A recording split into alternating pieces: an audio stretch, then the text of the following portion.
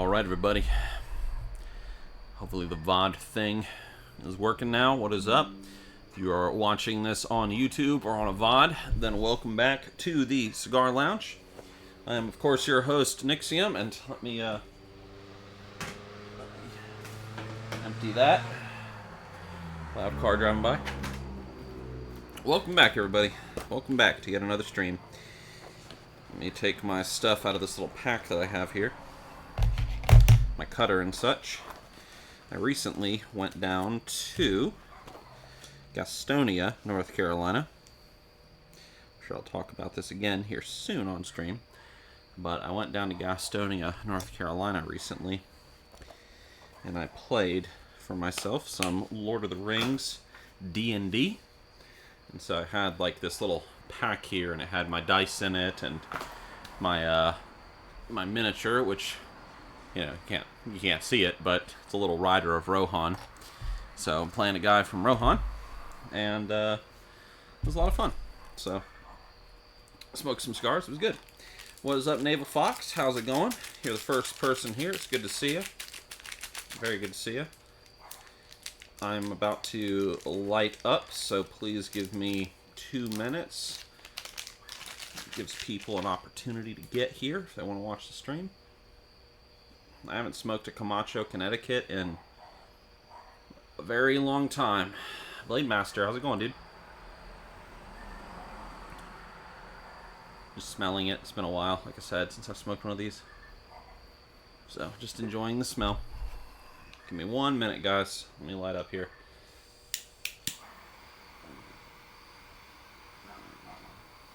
I guess I'll turn so you can see it.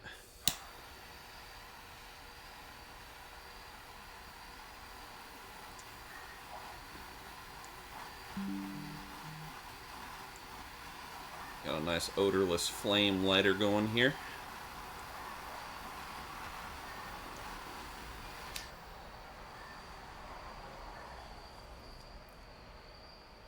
You're playing Legion Remix. Hey man, I don't blame you.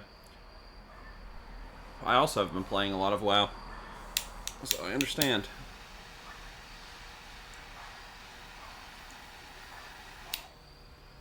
I've been playing a lot of Shadow of the Road too. Not a lot, I shouldn't say that, but I was playing that for a little bit as well. A second, let me give this a cut.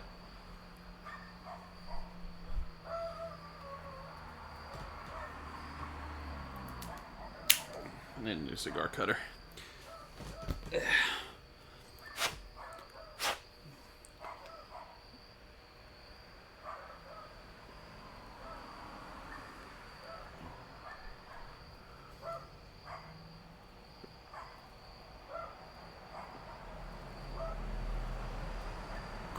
All right, the Camacho, Connecticut. It has been a very long time since I have had one of these bad boys. And so far, it's pretty good. One of the things that, like, when you smoke a cigar, you guys might have noticed in, like, the past few streams that something that I don't do is I try not to do this. Sometimes it's a bad habit that I do, but in my opinion, one thing that you should never do when smoking a cigar is never cut the cigar before you light it. So, what that means, give me 1 second.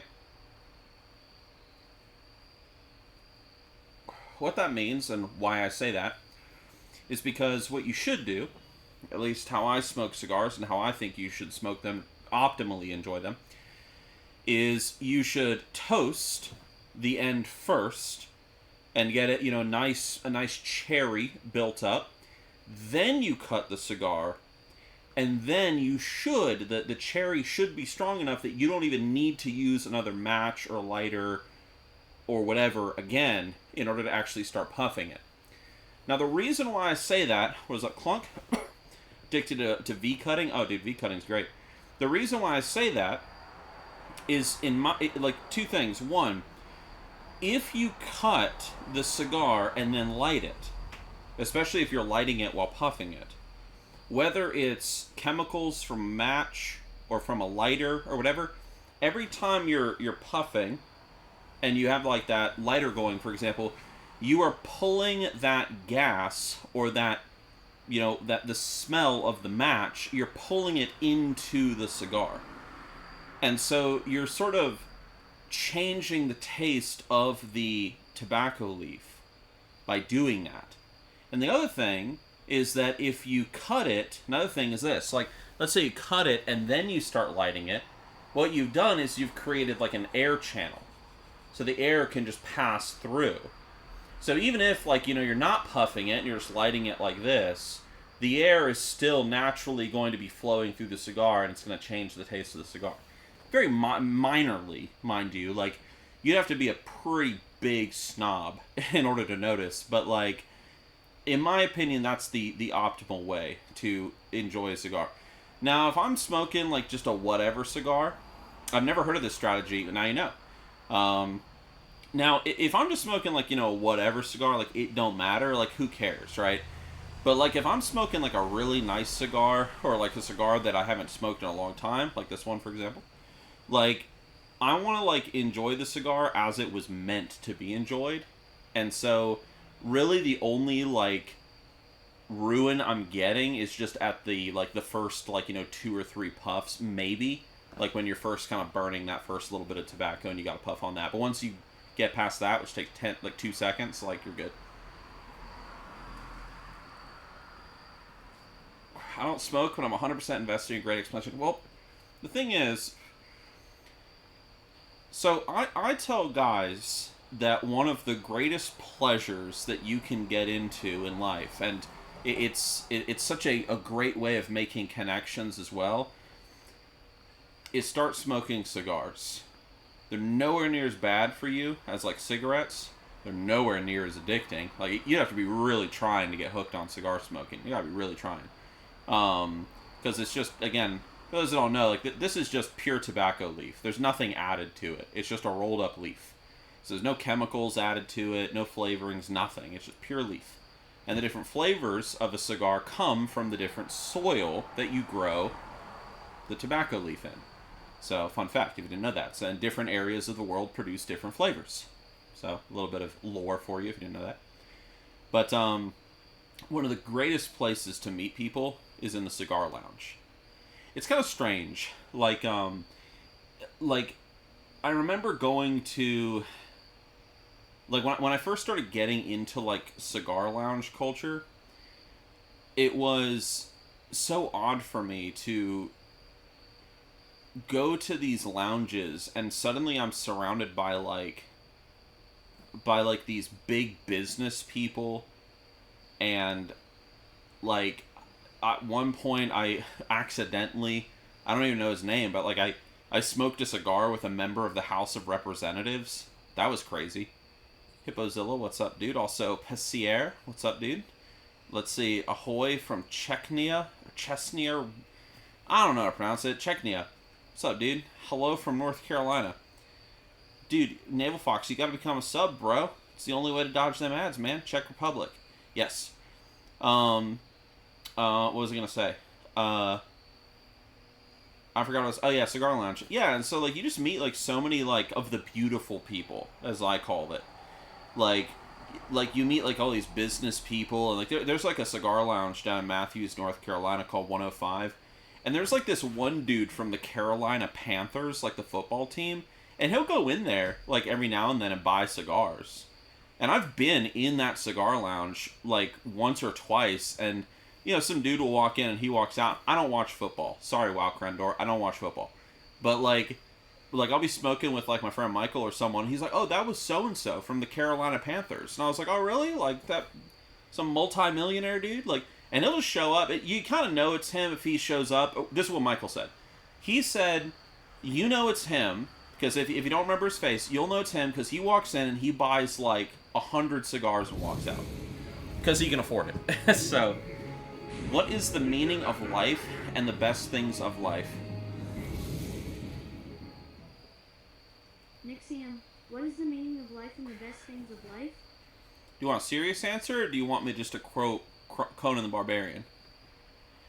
Because, Conan the Barbarian, obviously, it's to crush your enemies, you know, to see them driven before you and to hear the lamentation of the women. You know? Whose ass have you been sucking on? Oh, that's just Blade Master. Just, he's always been, like, sucking on some ass. Don't worry about it. Hold on one second. My wife's walking out. What's up? What up? Oh. I'm streaming. Thanks. My wife made me coffee. Oh, shoot. You were, like, barely in frame. Yeah, well. It's I don't fine. I don't want to be. I'll be right back. That's something else. Thanks. Dude, coffee and cigars, bros. Like, you don't even know, man. Especially when your wife makes you coffee. You know what I mean? Anyway. Hippo, thank you for the 100 bits. Wife coffee is the best. That's right. Dude, that's Pyroceus, dude. Pyroceus. Did you see my message? Did you see it earlier today? What do you want, wife? Apple slices. I don't think apples are very good with cigar, but I mean, I'll... Well, they're sweet. If you Well, lost your online job, yeah. what would you do? Alright, see ya. Okay, I guess I'll see ya. Let's put these right here for now. I'll eat them later. No, you won't, because I literally, I love apple slices, bro. Baby's crying. Anyway. Hippozilla said, first of all, thank you for the 100 more bits. I got something to say once I'm done answering this question. He said, sorry, milk, fun fact, milk makes me cough. I'm like slightly lactose intolerant. Slightly. Curse my like Czech Republic ancestry. But you know, we got a guy from the Czech Republic in the chat. Anyway, but curse my ancestors from Prague. But anyway, so milk makes me cough. Anyway, Hippo said, if I lost my online job for whatever reason, what would I do? Well, I think like I've asked myself that question several times. Like, let's just say I magically, you know, get banned off every platform tomorrow for whatever reason. And like everything is gone. I think what I would do is I would probably go to my friend Sean, who he owns a construction business. He's been doing construction for many, many years. And my friend Sean, he really wants to work with me.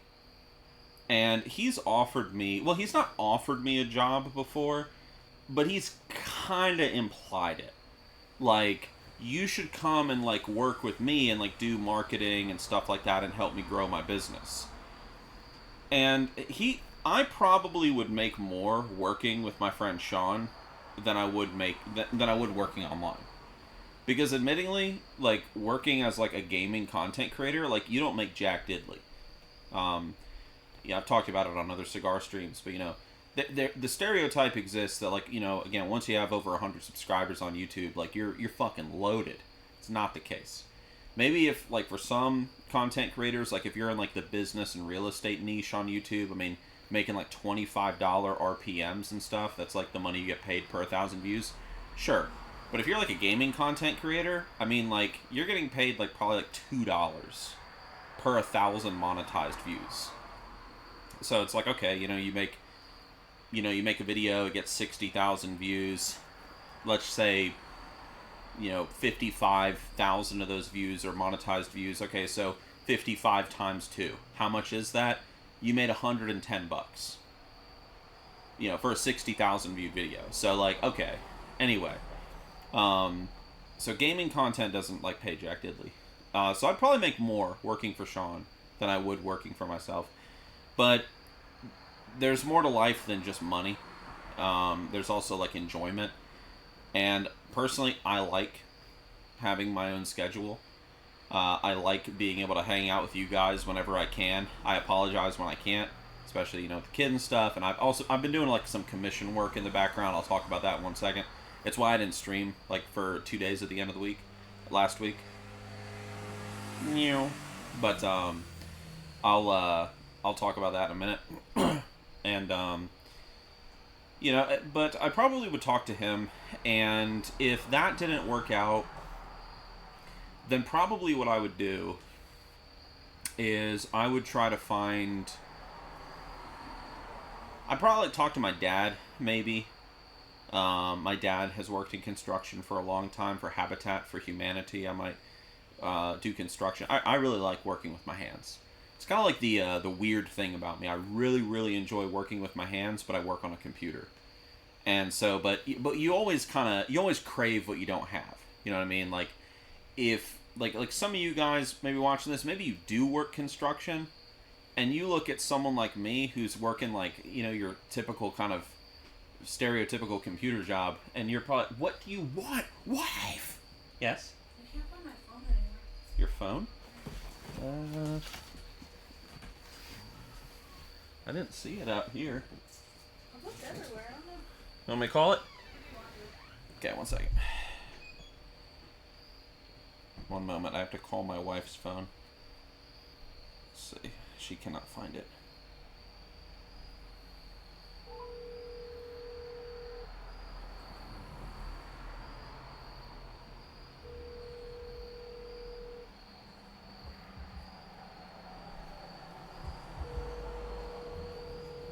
Well, it's definitely not out here because I don't hear it. Your call has been forwarded. Let me try calling it one more time to help her out. And then I'll continue. Uno momento. Uno momento, por favor.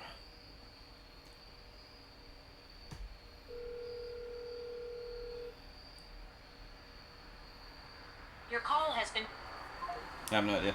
I know it's not out in the car because I just went to the gym, and I remember before I left to go to the gym, I remember I knocked her phone off of my office desk, and it fell on the ground, and then she made a comment about, about like, oh, you knocked my phone. Anyway, what was I talking about? Yeah, so I really like working with my hands. It's very, very enjoyable to work with my hands, and I know that some of you guys probably, like, you work in the sweat jobs, you probably look at someone that works as a video editor or a graphic designer or like whatever, and you're like, man, that's the life. But we're looking at you guys, I'm looking at you guys, I'm like, man, you guys have the life, you know what I mean? So, there's pros and cons to everything. The pro of like working on a computer and stuff is, you get the air-conditioned environment and whatnot, and that's great, but you get fat, and you're constantly relying on your creativity every single day, and that can really get frustrating and burn out pretty fast. And, when you're self-employed, you're living and dying on the anvil of your own productivity. So if you're not, if you're sick for a very long time, well, I got Lyme disease once, and I was like sick for over 2 weeks, and it's like, well, guess what? You ain't making jack that month, you know what I mean? Or whatever, so, yeah. Anyway, I know I'm missing a few things. Like, number one, do I speak Spanish? No. I don't speak Spanish. So actually, to wrap up that question, because thank you for the 100 bits. So I'd probably, like, go work for my friend Sean. Maybe I'd go, like, talk to my dad. He could, like, hook me up with something. Or maybe I would just, I don't know. Maybe just go, like, just move my family to go live out in the woods, dude. Like, that'd be kind of cool. Have I considered doing metalsmithing? I have done metalsmithing in the past. My friend Mike used to be a very close friend of mine before he passed away a few years ago.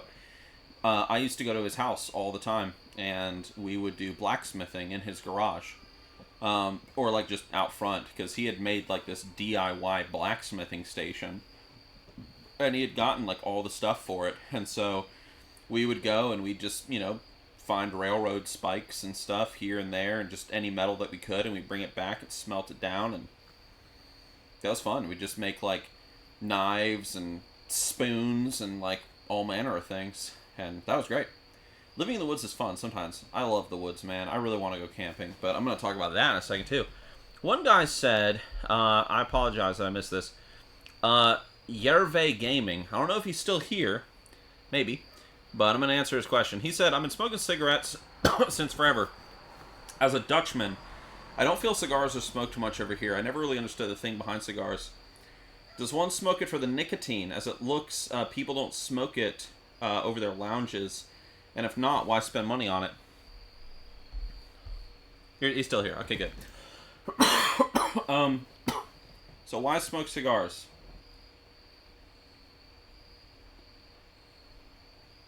Well, a few reasons.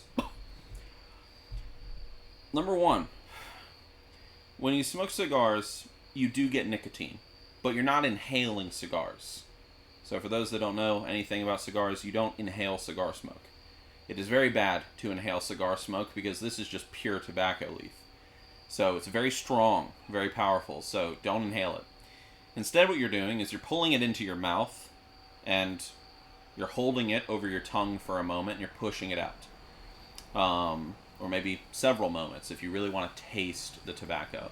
You guys might see me do it every now and then, like maybe I'll pause in talking or after a question, and I'll take in the smoke, I'll hold it for like 5-8 seconds, and I let it out. That's tasting the tobacco smoke.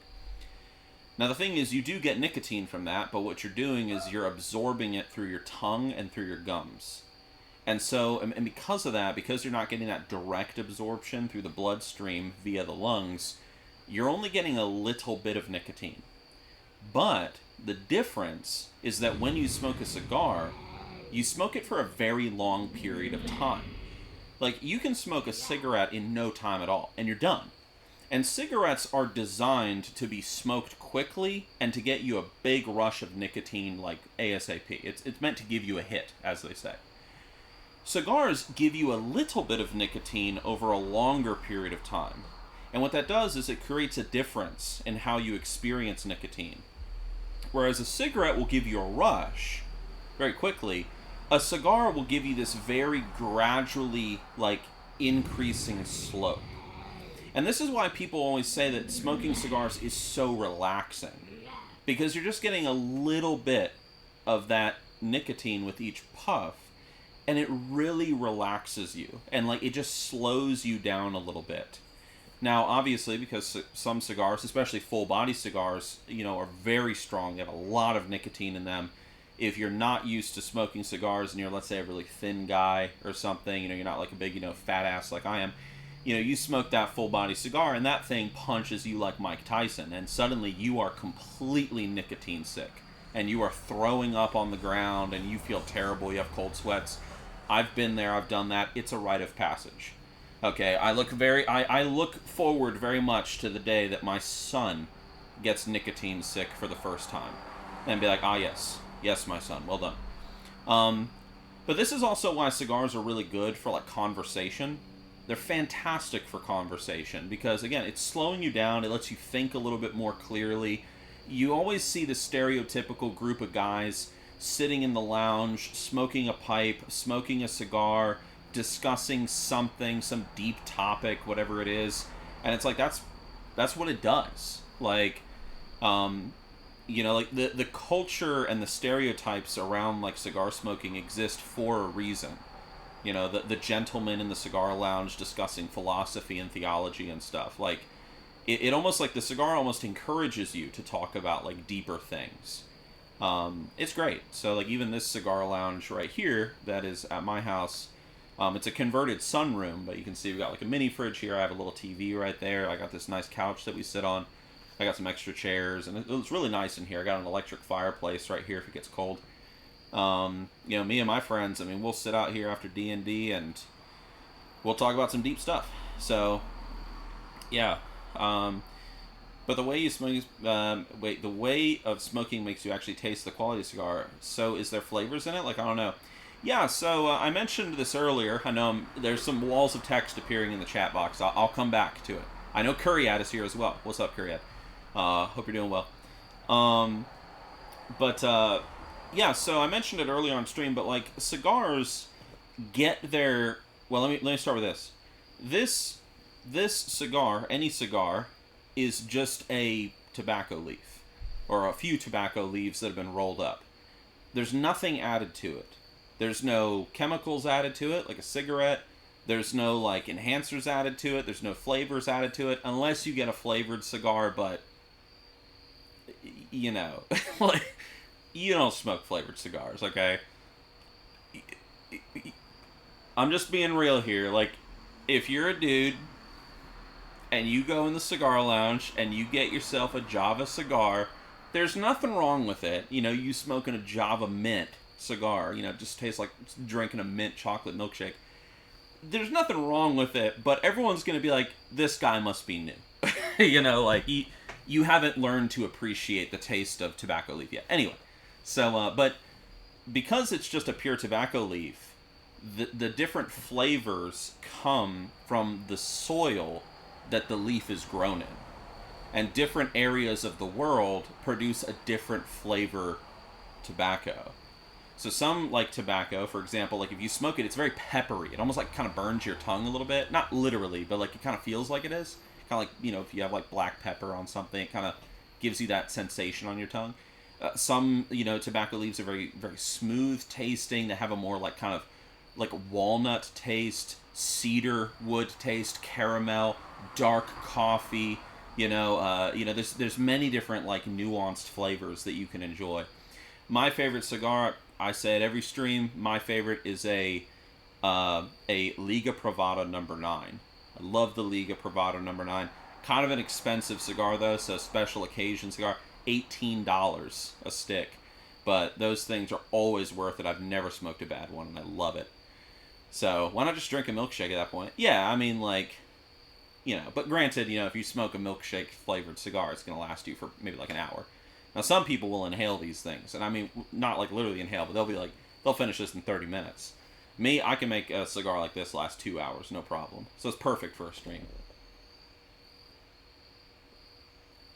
And then also, the last little bit of lore is I mentioned that there's different strengths of cigars. So if you're new to smoking, you do not want to smoke a full body cigar as your first cigar, because that's the strongest kind of cigar you can get. And the strength of the cigar, of a full body cigar, is coming from what's called a lajero leaf. So if you can imagine a tobacco plant in front of you, you have like the leaves, you know, kind of, it's like a big stalk, and you have like the leaves, you know, kind of going down it, right? The leaves at the very top are called lajero leaves. Those leaves are used to make full-body cigars. And the reason why... the reason why is because those leaves get the most sunlight and the most nutrients, and so they have the biggest flavor profile. Heath Ledger's portrayal of the Joker is not good acting. I think he was trying too hard. That's a very unpopular opinion. Hold on. So, like, those leaves get the most, like, you know, nutrients and stuff, so they have the strongest flavors, but it's a full body, you know, it also has the strongest nicotine content. That's why it's called a full body cigar. And then you also have leaves that are kind of lower near the bottom, and also leaves that are kind of grown in kind of more milder climates and stuff, like Connecticut's, for example. Like this cigar. It's a Connecticut cigar. Not very strong. A Connecticut cigar like this, I mean, this is a Camacho Connecticut. This thing is a fidget spinner, dude. Like, I'm a fat dude. This thing don't do jack to me. Like, it's like, now if I smoke a full body cigar, you know, after like, you know, 2 hours, I'm like, you know, like, yeah, you know, you're just kind of moving a little slower. You're just like, yep. You know, you're kind of tired. You know, you're just like, yeah, you know, I'd like to take a nice nap right now. You know, like, you're kind of like in that mode. But this is no big deal. This is just me, something to do while I'm passing time. So, yeah. So, that's it. Also, the other reason to, like, get into cigar smoking is just the culture. I talked about it right at the beginning of the stream. I'm not going to talk about it again in full detail. But just, like, you know, the cigar lounge, man. Like, the amount of people that you will meet. And the beautiful people, too.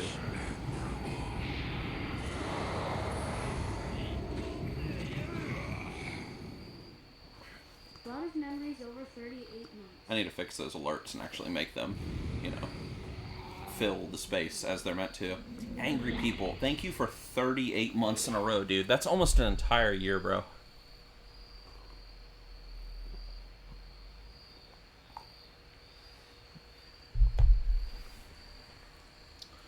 Let me scroll up because I missed a lot of messages. It was a good question, though. Very, very good question. Curry. When I smoked cigarettes, I hated how quickly I'd finish them. Yep. 2 to 5 minutes, whereas cigars I'd smoke for hours and never get tired of them. Pipes are great balance for me, especially because I can pack them more or less differently each time. I really like pipe smoking. I mean, you can see some of my pipes up there. Pipe smoking is really enjoyable. The only con with pipe smoking versus cigar smoking is there's a lot of maintenance. But some people really like that. Like, maybe you, Curry, Ed. They like, the packing and the tempering or whatever the term is. I forget. The constant relighting and stuff. Pipes are kind of interesting because it's kind of like you light a pipe and you take like 3 or 4 puffs and you set the pipe down. You go back to writing or reading Lord of the Rings for a bit. And then it's like, okay, I want to puff again. You relight the pipe, puff it again, set it back down. There's a lot more maintenance. A cigar tends to keep itself going, assuming that like it's well kept, because it's kind of like, again, it's just a leaf that's been rolled up. So imagine like a wet leaf, not a soaked leaf, but just a slightly damp leaf, a very slightly damp leaf in your yard or something. If you tried to light it with a match, like, it'll burn, but like it'll go out unless you like keep giving it oxygen. Same thing with cigars. What else did I miss? Blah blah blah. Are Cuban cigars still banned in the U.S.? I'm in Australia. We can buy Cubans here. I believe they still are. Yeah, but the thing is, like, everybody still gets them. Like, dude, like, I know people, like, I could call someone right now and get Cuban cigars delivered to my door, like, for nothing. So it's like, yeah, it's like weed. Like, dude, weed's illegal, bro. It's everywhere. You know what I mean? One day at family or camp out, I drank whiskey and a cigar at the same time. I couldn't tell when the cigar sickness started to creep up on me and completely threw up all over myself and others. I needed a completely new change of clothes. Yeah, cigar, one thing that I don't do personally, some people are fine with it. Me, I can't do it. I don't smoke enough or drink enough to do this. But mixing cigar smoking and alcohol, especially hard alcohol like whiskey, like, I can't do that. It'll immediately make me feel so sick. So, you got church warden style pipes. This past Sunday, I was down in Gastonia, North Carolina, and I was playing Lord of the Rings D&D. And you know why I was doing that? That's right, because I'm fucking awesome. That's right, because I'm cool. Anyway, so I'm playing Lord of the Rings D&D, playing as Hrogar Beoson of Rohan, taking great inspiration from Beowulf, Hrogar Beoson. But I was smoking my church warden pipe throughout the entire game, so, Curry, I did it for you, man. I dedicate all that pipe smoking to you, dude. It was great. Yeah, cigar sickness, yeah, when you stand up, you'll get hit by it. I can usually tell at this point, because I've been smoking cigars since I was 19. It's like 14 years now, almost half my life. And I can kind of tell, like, when I'm like, okay, this ain't good. Hold on a second. I need to actually relight. I talked too much. See what I mean? So it just went out. I have a really nice cigar lighter here that I mentioned that Cigar Lounge 105 down in Matthews, North Carolina. I actually know, like, the people that work there. Like, I know all of them. So, if you ever go to that cigar lounge or cigar shop, and you're like, hey, do you know that one asshole World of Warcraft YouTuber? Joel will be like, yeah. And then he'd probably say something very unkind about me that I can't say on stream, otherwise I get banned. Anyway, so Joel is a funny man. And he calls me very funny names. Anyway, so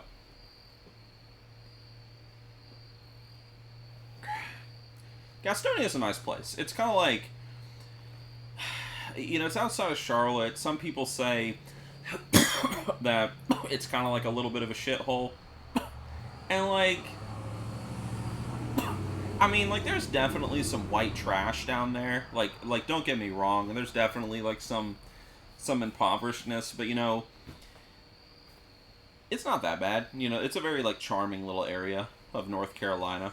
And so my friend, a few of my friends, they started playing Lord of the Rings D&D down there, and they invited me because they were like, well, you like to roleplay, you should join. So I was like, okay. it's a bit of a drive. It's an hour and 15 minutes for me to get down there. So, like, you know, I know, like, the Europeans that are watching are like, what? You're, like, driving across half the country, you know, but just to go play D&D. Yes, I am. But, you know, for us Americans, that's not really a big deal. It's just a drive, lowercase d. It's like, okay. So I'll probably start going down there, like, every Sunday. I live in Tennessee, a few miles away from my town as white trash people. We thought about moving to Tennessee, me and my wife. But Tennessee is expensive. I mean, it's not as expensive as North Carolina. North Carolina's too expensive, so we're actually talking about moving to somewhere cheaper. I talked about, like, we're actually talking about possibly moving to South Carolina. I think I've mentioned on stream before that we were thinking about going to Michigan, possibly. But we'll see. You know, just like kind of a cheap place to kind of just get started, new family and whatnot, and then just kind of, you know, just kind of snowball as the years progress.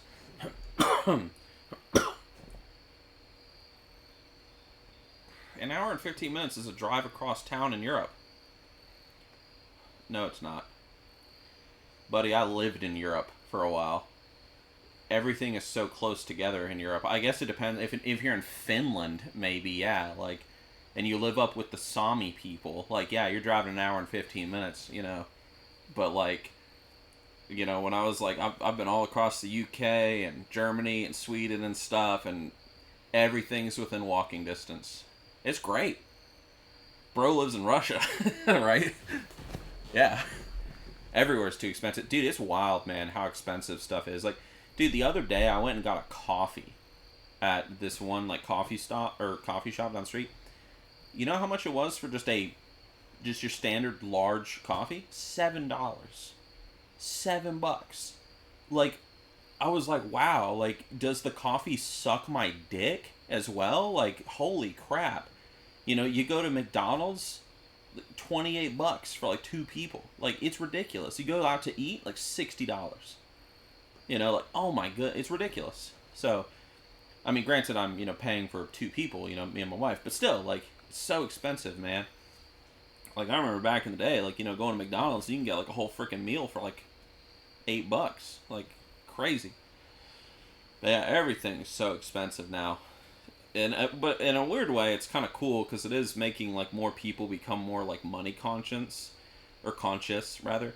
Like, something that me and my wife do, and pro tip for anybody that actually, you know, unless you're, like, a little too proud to do something like this. I've talked about this on stream before as well, but pro tip, man, Facebook Marketplace is your friend.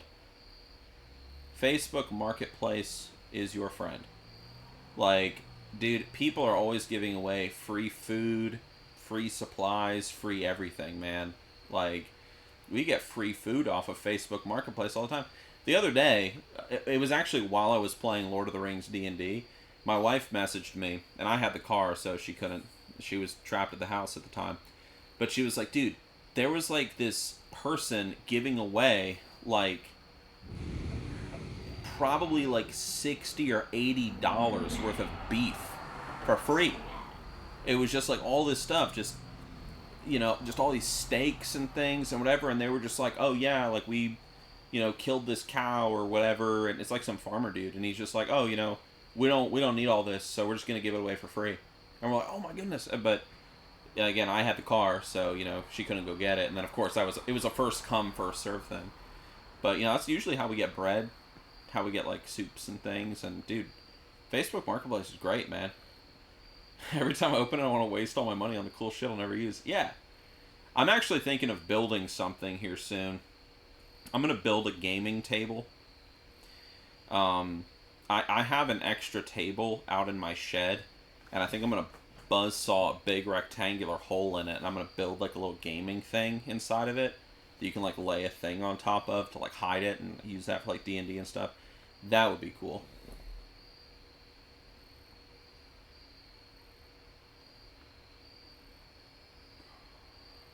That would be really cool. So, some companies have gotten super brave with their pricing, says Pyrosius with a quavering grin.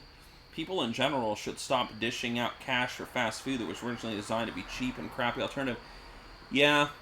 Unfortunately, though, there are people like me that are horribly addicted to fast food. Much to my shame and displeasure to say. But, yeah. Luckily, though, I'm not really eating as much fast food as I used to back in the day. Eating a lot more at home. Having a wife that yells at you helps a lot. You know, it's great. I love it when my wife yells at me and calls me a fat, disgusting piece of shit. It's great. I'm addicted to fast food, too. The wife loves burgers. See, my wife hates hamburgers. She's a freak. She literally said to me today, like, we were walking through Food Lion, and, like, I was like, oh, you know what's something we haven't had? We should make, like, hamburgers. And she's like, I don't like hamburgers. And I was like, what do you mean you don't like hamburgers? Like, you're an American. What's wrong with you?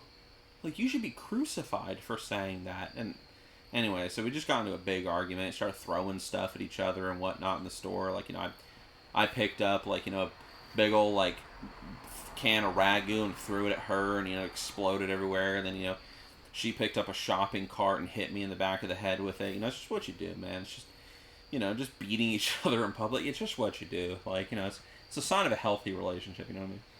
My friends and I are trying to get into D&D. Do you know any good resources for a beginner DM?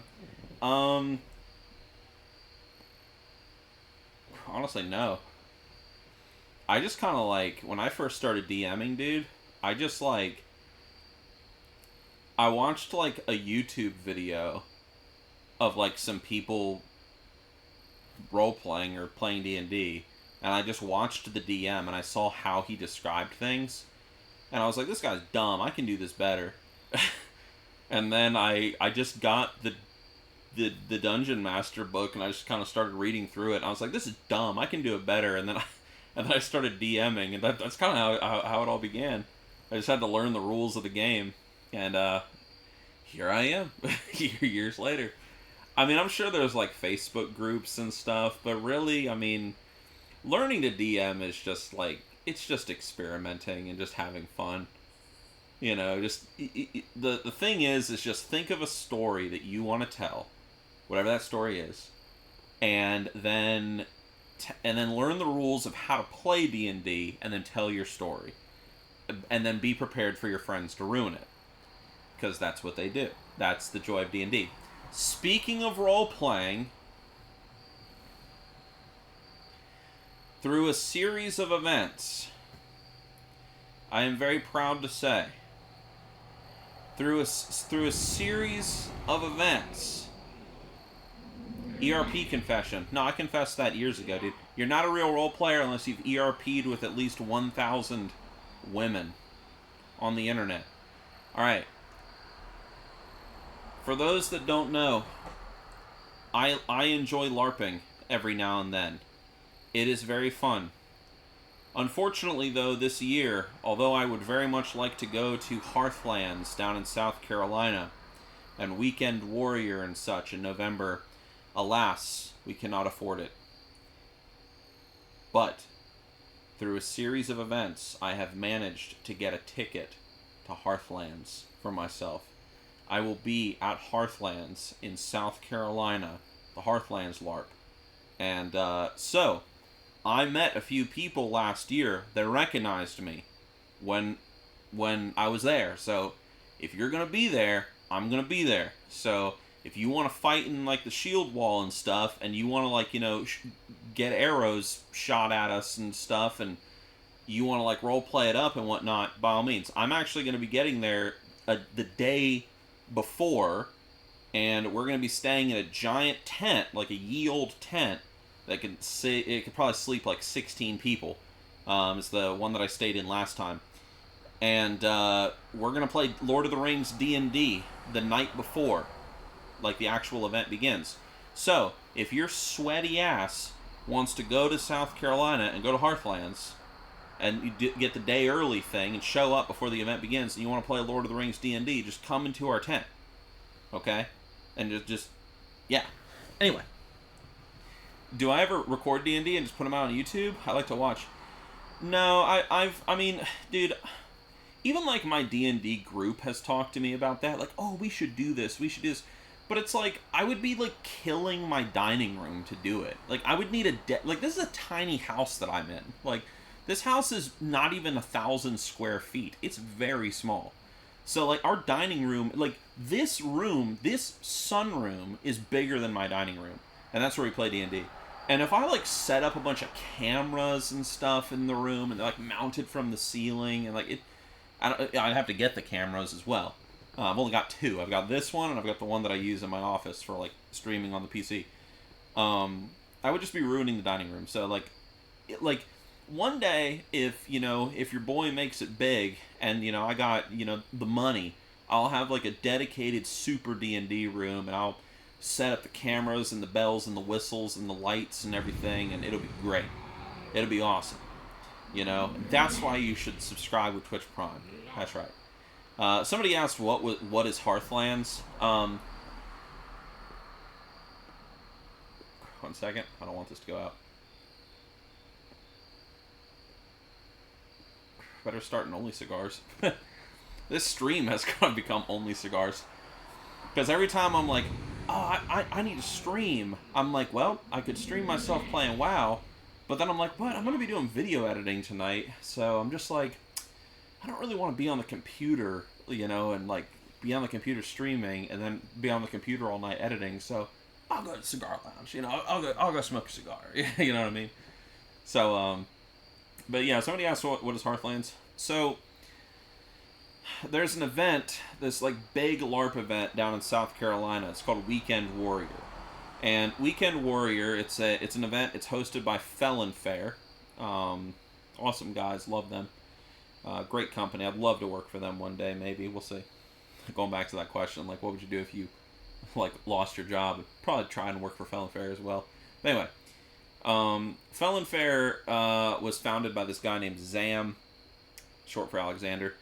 And he just, like, made old, like, authentic clothing, tunics and armor and stuff, and that was his hobby growing up. And then he just, he would dress up in his outfits, and then he was like, man, like, I want to start a business doing this. And so he started Felon Fair, and then, so he had all these people, like, dressed up in ye old outfits and stuff, and then it was like, man, we need a place to wear these outfits other than the Renaissance Festival. So they started doing, like, these big LARP events and stuff, and they created this whole world called, well, they created this whole event, that's what I meant to say, and it was called Weekend Warrior.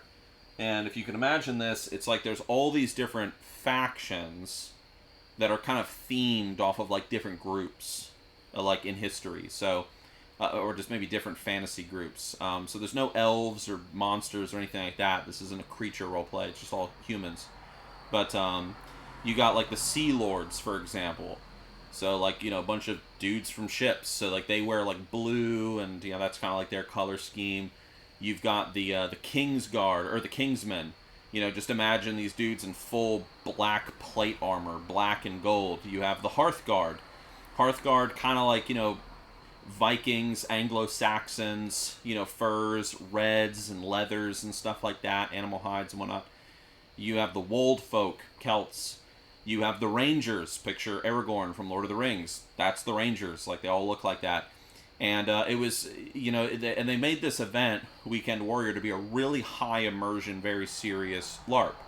So you're not messing around. You're not shooting spells and stuff, blah, blah, blah. Like, it's a high immersion LARP. You can't even walk in the door unless, like, the clothes that you're wearing is approved as being, like, historically accurate, or at least accurate to their world, so you can't show up in plastic armor and stuff, like, they're not going to let you in. So I thought that was really cool when I found that, because I was like, oh, like, I would love to go to, like, a really high immersion LARP thing, because I'm a big, like, a big nerd when it comes to, like, immersion, when it comes to, like, D&D and role-playing and MMOs and stuff like that. Maybe you guys know that, maybe not. But, yeah, but so what happened, though, is Hearthguard got too damn big. So everybody wanted to be fucking Vikings. And everybody wanted to be Anglo-Saxons, because everyone wanted to be Uhtred, son of Uhtred, from the Last Kingdom. And everybody wanted to LARP as Ragnar Lothbrok, okay? And so everyone like joined the Hearthguard and was a part of the Hearthguard faction, and the Hearthguard got so damn big that they actually broke away from Weekend Warrior, and now they have their own specific event that is only for them, and it's called the Hearthlands. And then Weekend Warrior no longer has the Hearthguard there, so they're not allowed there. So the Hearthlands event is just this big... The best way to describe it, dude, is just imagine, like, for a whole weekend, you are just, like, in a Dane camp in, like, in the Danelaw of, well, what is today England, like the Danelaw of England, and you're chilling out and doing like whatever, and you know there's fighting, and there's different like rival groups in like the Hearthlands that will fight each other and stuff, and different like clans and organizations. It's a ton of fun. It is absolutely fun. How does the Shadowmoor LARP events is out? I've never been to Shadowmoor. I've heard of Shadowmoor, but I've never been to it. I've never been to a LARP that uses magic. And I've never been to a LARP with monsters. I would like to, though. I am 100% not against it. 100% not against it. I'd love to do it. But usually I just kind of go to, like, Felon Fair's events because I just really like Felon Fair. I had the pleasure of, like, actually meeting Zam, like, the owner of the business at Hearthlands last year. And me and him just talked. Like, we went out of character, stepped off to the side, like, and we probably talked for like 2 hours at last year's event. I actually spoke to him just the other day on Discord. I talked about this a few streams ago here in the Cigar Lounge, but me and Exiled Ranger, who, you know, he watches the stream, I don't think he's here right now, but me and him are talking about starting a Lord of the Rings YouTube channel, and I was talking to Zam and asking if Felon Fair wanted to be a part of it. And so, yeah, and I told Zam that I was not going to be at Hearthlands this year because I couldn't afford it, and he was like, oh, maybe next year. And then, again, like I said, through a series of events, I have acquired a ticket, and I will be there. So I'm very, very much looking forward to it. My wife's not looking forward to it. That means she has to be alone with baby for 3 days. But she'll be all right.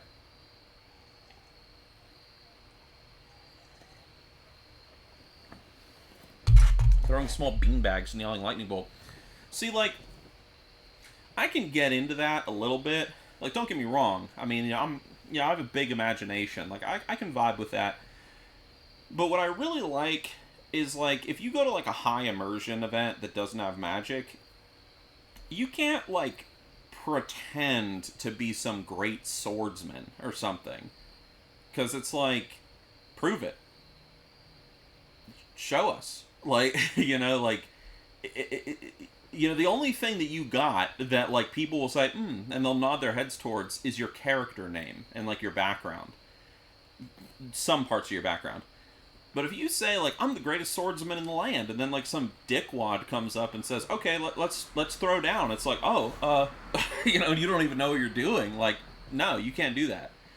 So, that's cool. Like, I like that. Like, you know, when I first was, like, going to, like, the Hearthlands event, like, I'm not gonna roleplay as some dude that's like, I've been a warrior of Oleron, you know, my whole life, and I have come to the Hearthlands to win great renown in the shield wall. You know, I've never fought in a fucking shield wall before. I don't know what the fuck to do if, like, you know, we're getting flanked on the right-hand side by, like, 24 people, and I got, like, fucking 12 ladies out that way shooting arrows at me. I don't know what the fuck to do other than hide behind shield and scream, you know what I mean? Because that's how it is, bro. And then, so it's like, no, I showed up and I was like, hey, I don't know what I'm doing. Train me. I'm like, yes, come, Alder Holderson. Come, we shall train you. Like, that's great. I actually roleplayed, there is magic in the LARP, but it's light, it's like, it's kind of like Game of Thrones. It's like there's magic, but nobody understands it. But sometimes it pops up, and you're like at one point, we, me and my friend, Zach, who roleplays as a guy named Blaine, we, I'll tell you one story from, like, last year's event. We went with, another friend of mine, and he was playing as a character named Fingale. And Fingale, it was the first night of the event. It was probably about 11 o'clock at night. And me and Blaine, we could not find him. So we're walking all through the camp, we're asking people, like, have you seen Fingale? You know, have you seen our friend? And you know, everyone's like, nope. You know, this is, you know, like our first times there. Well, their first times there, not mine. It's nobody knows who he is. So me and Zach are just looking for our friend Sean for like a good half an hour, and we just can't find him. And so we conclude, oh, well, he must be out in the fucking woods, because there's a huge expanse of woods in attached to this event. So his ass must have went out in the fucking woods. So we go around and we find this this fair maiden, and you know, I put my vexing words, my honeyed tongue within her ear, and I seduce her with my gallant ways to part with her lantern. So I got a lantern, and so me and Blaine, Zach, we go out in the woods. You know, he's got a little lantern. I'm the one holding my, you know, I got the shield and the sword, so I'm watching his back, and we're looking for Fingale out in the woods in the middle of the damn night, and we can hear people like moving around in the dark and stuff, like following us and blah blah blah blah blah. And it was great. And then we found him, and then we found all these other people out in the woods. We found a bunch of people, like, there's this one group. Everyone here know what a berserker is? You know, like a Viking berserker. So there's a group in the Hearthlands that practice berserk rituals. And so we actually ran into the berserkers out in the woods, like, doing mushrooms and stuff, like, freaking out. Like, we're like, oh, shit. Let's get out of here. We're going to get killed. So that was great. You know, just walking out in the woods, like, you know, there's Exiled Ranger. What's up, dude? Good to see Nixxiom back at it.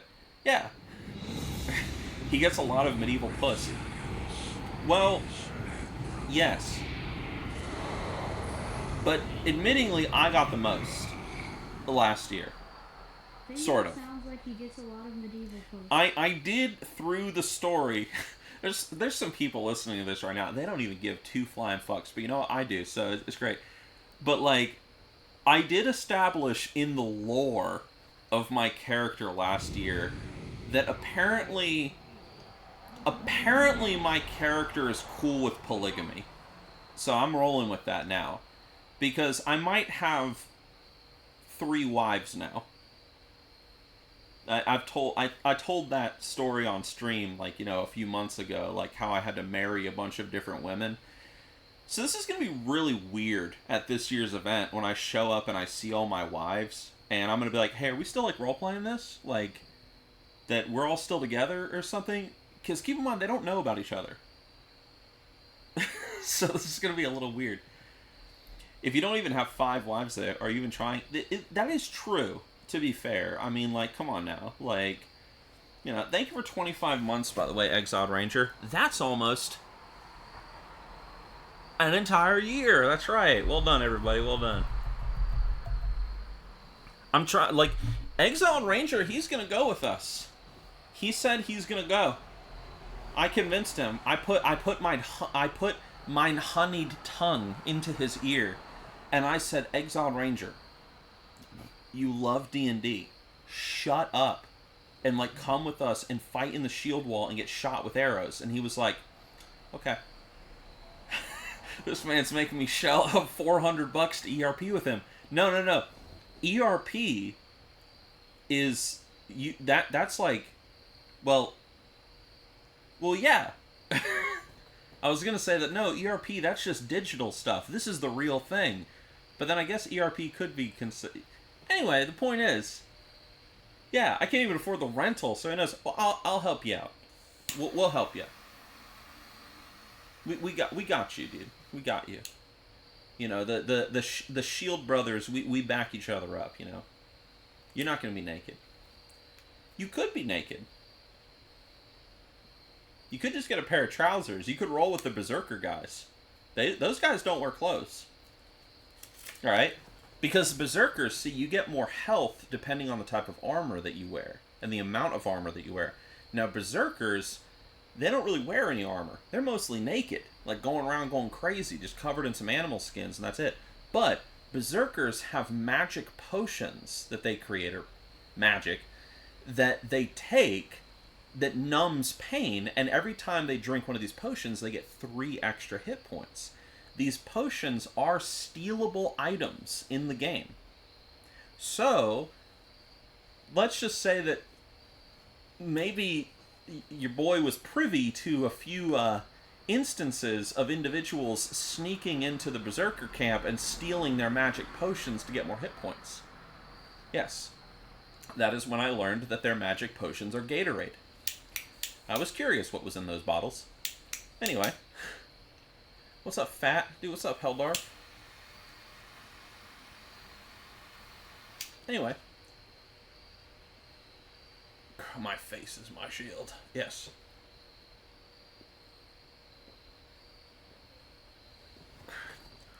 Yeah, Exile, don't worry about it. Well, we got you. We got tons of extra stuff, man. I mean, we got weapons. We got shields.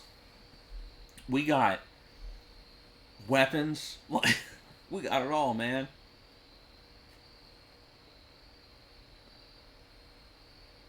Luckily, I'll be, but it'll fit me because we're all fat. That's true. That's true.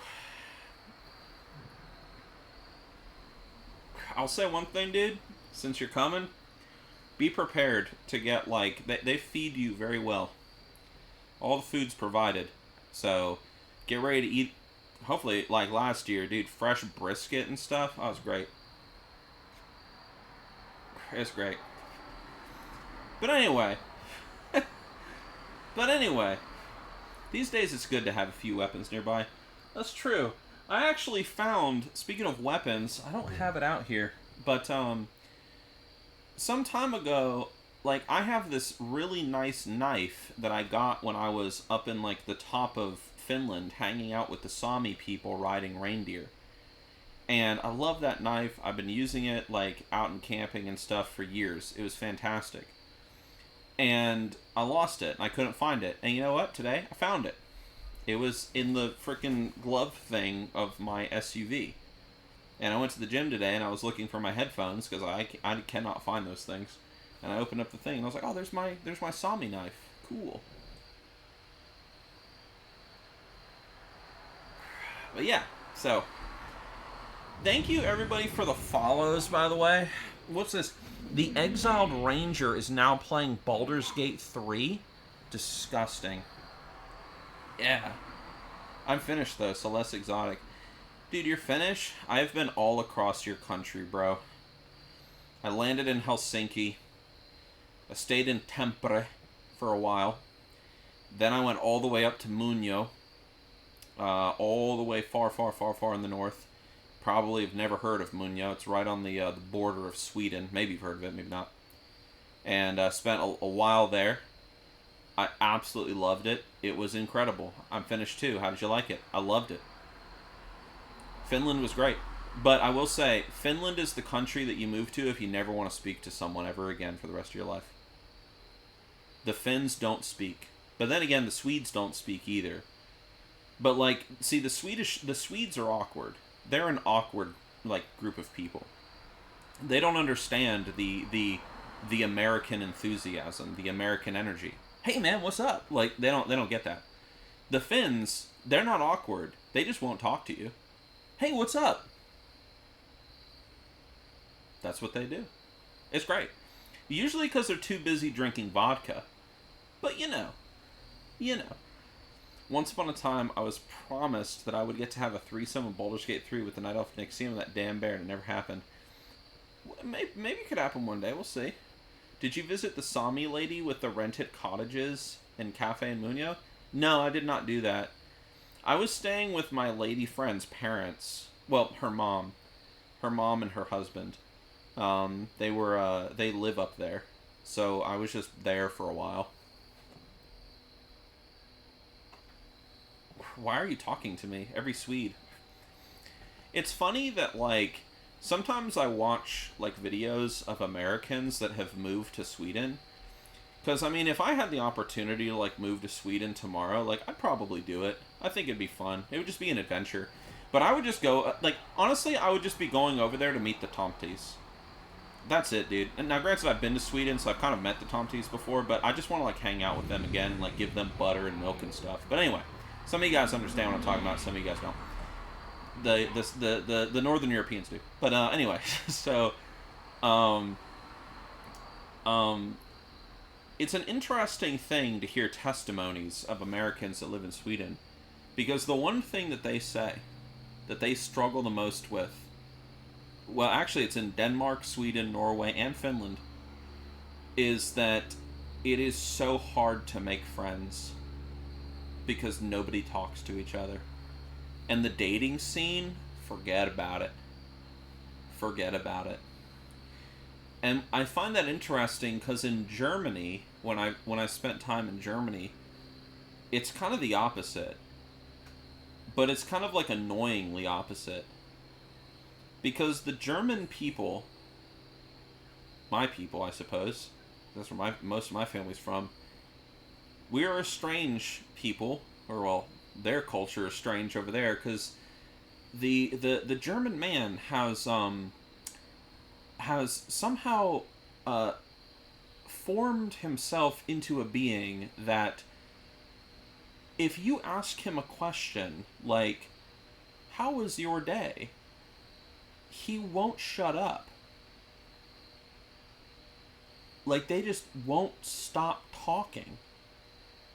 Like, it's almost like because you've asked them a question, they think that you, like, want to know their entire life story.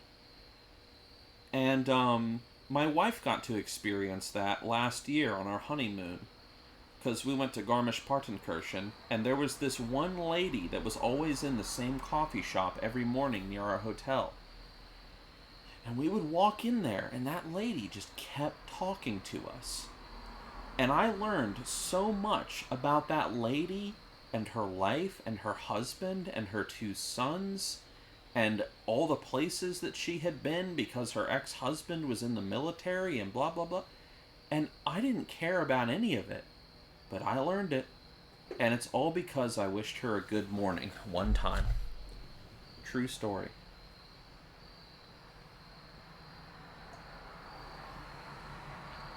Germans have sex before they go on the first date. Yeah, why waste time, bro? You know? Drinking is the only thing that makes a Finn socialize. It was cool.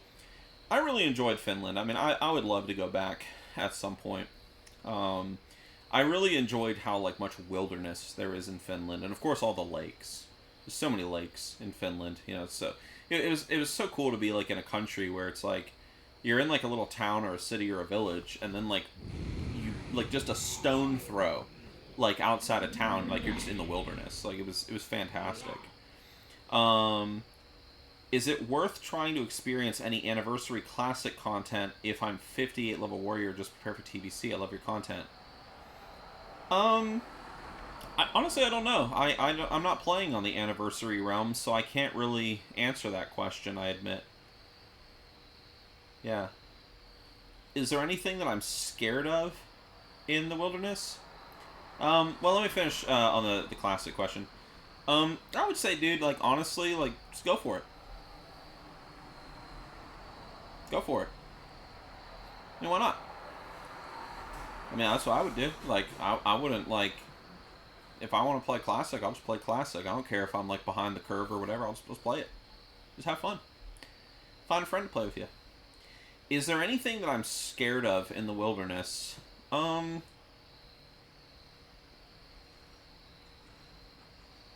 don't like mosquitoes. There was one time where... Let's just say,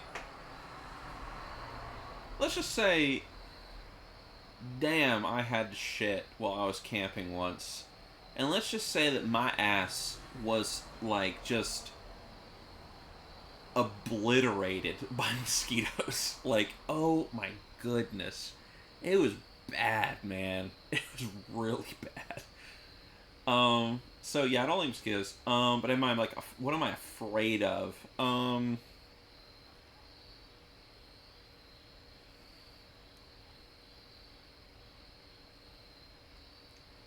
I'm afraid of...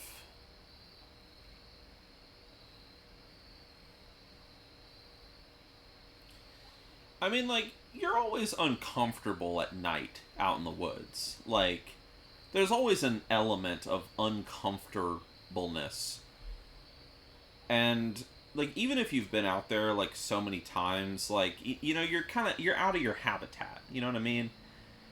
Like, so you're always kind of on edge a bit at night, especially if you're, like, doing night hiking and stuff. Like, granted, like, I'll go night hiking every now and then. You know, a few months ago on Nixxiom IRL, like, I uploaded a video of me night hiking, and I went out to I was, like, in a haunted forest out in the woods. But, so, yeah, I mean, like, you know, and, like, things will kind of, like, startle you in the dark and whatnot. There's that. Cancer's scary. We're talking about, like, things in the wilderness.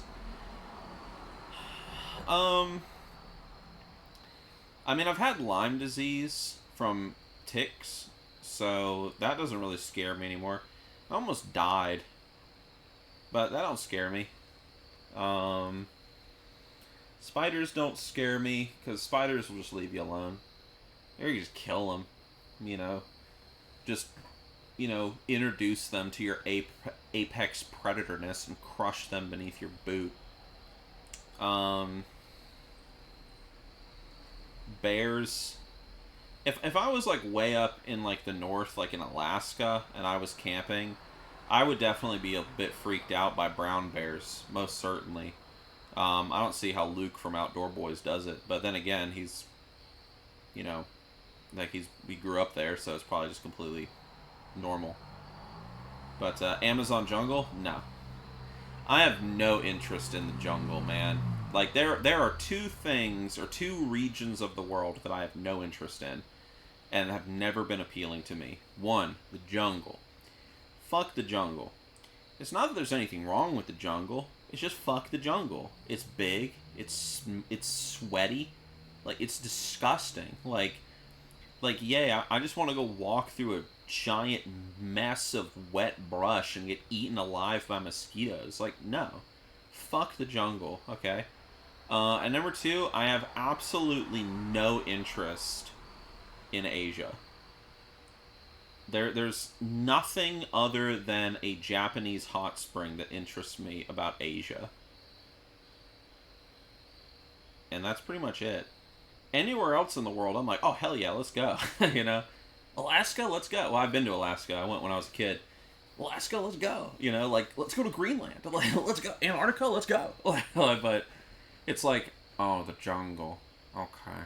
I guess we'll go to the jungle. You know? Let's see, I had to do a walk to the bear box in the pitch black. I was shitting myself scared of bears. Dude, I remember when I was a young children. So this is for the Finns in the chat that are watching, all two of them. For the longest time, I have felt that it is my destiny to make a spear and to return to Finland and to kill a bear with a spear. And either I kill him or he kills me. That's it. I have dreamed about that since for years. And I remember, like, it was even before I went to Finland. And then I went to Finland and I was like, this is it. Like, I've seen this place in my dreams, bro. He will kill you. Nah, bro. I'll attack at night. You know, while he's just, like, chilling, like, by the stream or something. You know? And I also have to fight him naked. Yo, when did you go to Finland? I went years ago. I was talking about it earlier on stream, like 10 minutes ago, but I've been all across the country. Yeah. There was, like, that one video, like, forever ago, and I remember it went viral because, like, all the vegans freaked out, but it was, like, that one dude, and he was a spear hunter, and he was up in a tree, and there was some big-ass bear that was walking by, and Mr. Spearman just went, like, he, like, summoned, like, the power of, like, the god Odin, and he, like, threw his, like, version of Gungnir, like, into the heart of that bear and just killed it instantly. And he was like, yeah, dude, I killed a bear with a spear. And everyone and their mom was like lost their minds. Like, how dare you? You killed that majestic animal. And I was like, hell yeah, I did. Did you go to Lapland? Yep. I was, I mentioned earlier, but I was up in the town of Munyo in Lapland. I was very, very, very far north. So technically I went further north because one day we got in a car and we went even further north, but I don't know where the heck we went. I just know we went north. And we passed through like a few towns while we were up there. Like, and by towns I mean like it's like 3 buildings because no one lives up there, which is why it was so awesome. The one thing that I'll say about Finland, I'm going to say this because I didn't mention it earlier. Here's one thing that I took home from Finland. And this is something that, like, I have tried to explain to people, like, ever since I came back all those years ago. And no one gets it. When I was in Finland, and I was up in that place, Munyo, and we got in that car, and we went, like, way up north, wherever we went, and we hung out up there for a little while. I remember stepping outside that vehicle, and I was kind of off on my own for a little bit. And we were like in the middle of nowhere. And it was just so quiet. I have never experienced silence like that. Not a car, not a plane. The wind wasn't even blowing. It was just silent. It was like, yeah, it was... when did I go? It was summer, I believe. I feel like I went in June, or maybe it was July. There was still snow on the ground. I mean, like, I was on the top of the world, so there was snow everywhere. But and it was like probably about 30 degrees Fahrenheit each day, so just like barely below freezing, just barely. Man, just that silence. Like, anytime, like, I've ever, like, if someone tells me, like, go to your happy place, it's like, that's one of my happy places. I kind of, like, I sit and I meditate on that silence of just being out in those woods. And, like, I loved it. You said you have some European roots, German if I heard correctly. Do you still have family living there, or and do you visit? If so, how do you feel about the extremely talkative people in the U.S. When just getting a coffee or some food? As a European, it feels overly customer service based, which we don't need when getting coffee. Just give me my coffee and shut the fuck up, you know?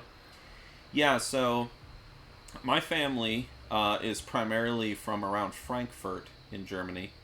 My father's side of the family, and my mother's side of the family, we're not 100% sure, but most likely they were, why am I blanking on the word all of a sudden?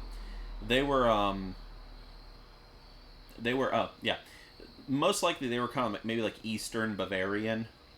I'm not entirely sure where.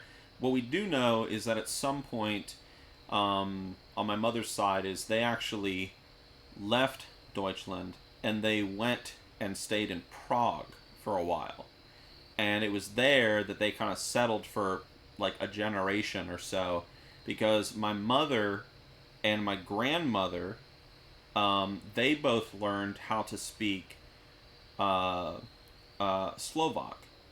And I didn't know my mom could speak that until like only like a few years ago, and she just started speaking it one day, and I was like, what the hell?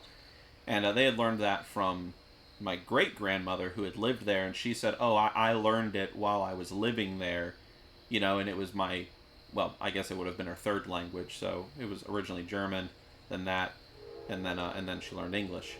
And then at some point, I think it was my great-great-grandfather, he came over here from there and brought the family and stuff, and because my great-great-grandmother grew up in that area of the world, and then she came over here, and then they and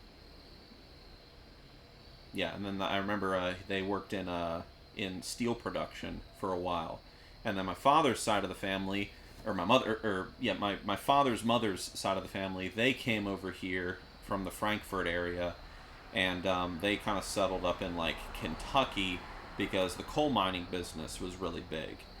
And I believe, if I'm not mistaken, it's been a minute since I looked into like the family history, so I might be getting this wrong. I think my father's side of the family came over here just after World War One, because after World War One, Deutschland had been completely like the German Empire, the Second Reich had like completely collapsed under the weight of the First World War, and so at the time, like, Germany was a shithole, and so many were leaving or just whatever. And I think I'm pretty sure my father's side of the family, they were a part of that, so they came over here and got involved in the coal mining business. And so, yeah. But Pyrosia, see you later, dude. I need to relight. So yeah,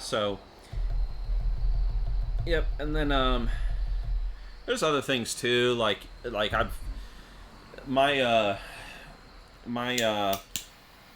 one of my family members, she's kind of like a big like family historian kind of person, and I've like looked at some of her notes. So I know some of my family comes from like Denmark and maybe a little bit of like southern Sweden and stuff. So you get a little bit of that Geet kind of in there, So obviously I'm a direct descendant of Beowulf. I mean, you can obviously tell, but it's I don't mean to brag, but like, but yeah. So that's where my family's from. So I haven't been to Frankfurt in Germany. Actually, I've been talking to my one friend, Sean. He really wants to go to Europe for the first time because he's never been outside of the country.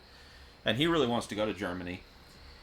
And I told him, I was like, well, if we do go to Germany, I'd like to go to Frankfurt because I would like to actually visit, like, my, I'd like to try to find some of, like, my, like, family graves and stuff, and I'd like to pay my respects and stuff.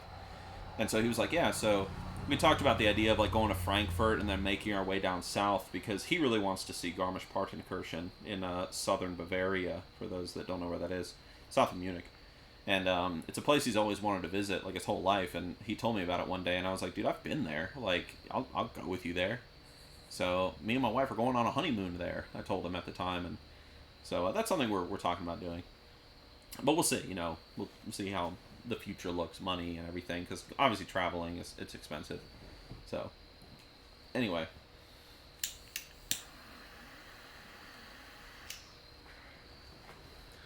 yep. But I do remember, like, growing up, I did have the opportunity to I did have the opportunity once to learn German when I was younger. I remember, like, my dad talked to me about it once, and he was like, oh, you need to learn German to kind of like, it's like a part of who you are. Like, it's like your responsibility to like learn your father language. And at the time I was like a shit-nosed youth, and I was like, nah, I'm not going to do that. I want to learn French. And my dad, like, I swear, I thought he was going to kill me. So I thought French was cooler at the time. Now, no, what a fool I was. Disgusting. Like, even the thought of it. Anyway, so, but, ew, French, yeah. So, but nope, then I ended up taking Spanish. So, what the fuck is wrong with you? Well, the reason, so, here, true story, here we go. You ready? This is why I wanted to take French. Dexter's Laboratory. There's that one episode of Dexter's Laboratory where that little dude says, omelette du fromage. And I thought that sounded cool. Yeah.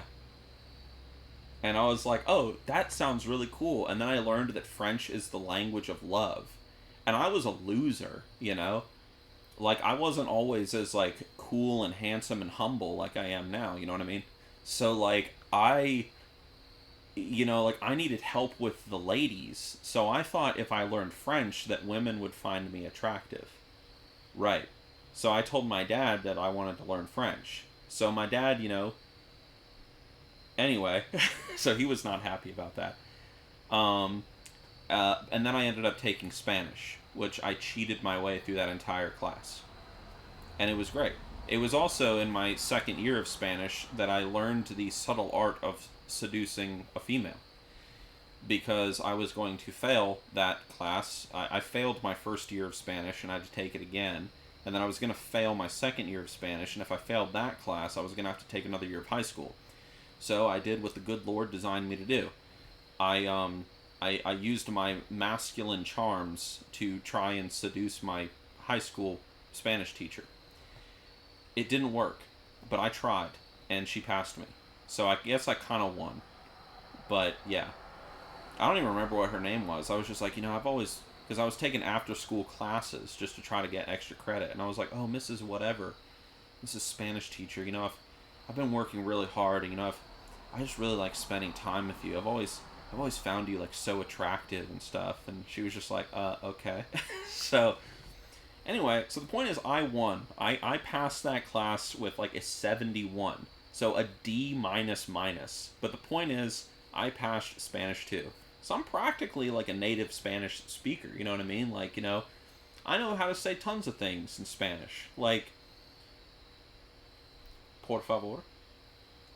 And that's pretty much it. Yeah, so...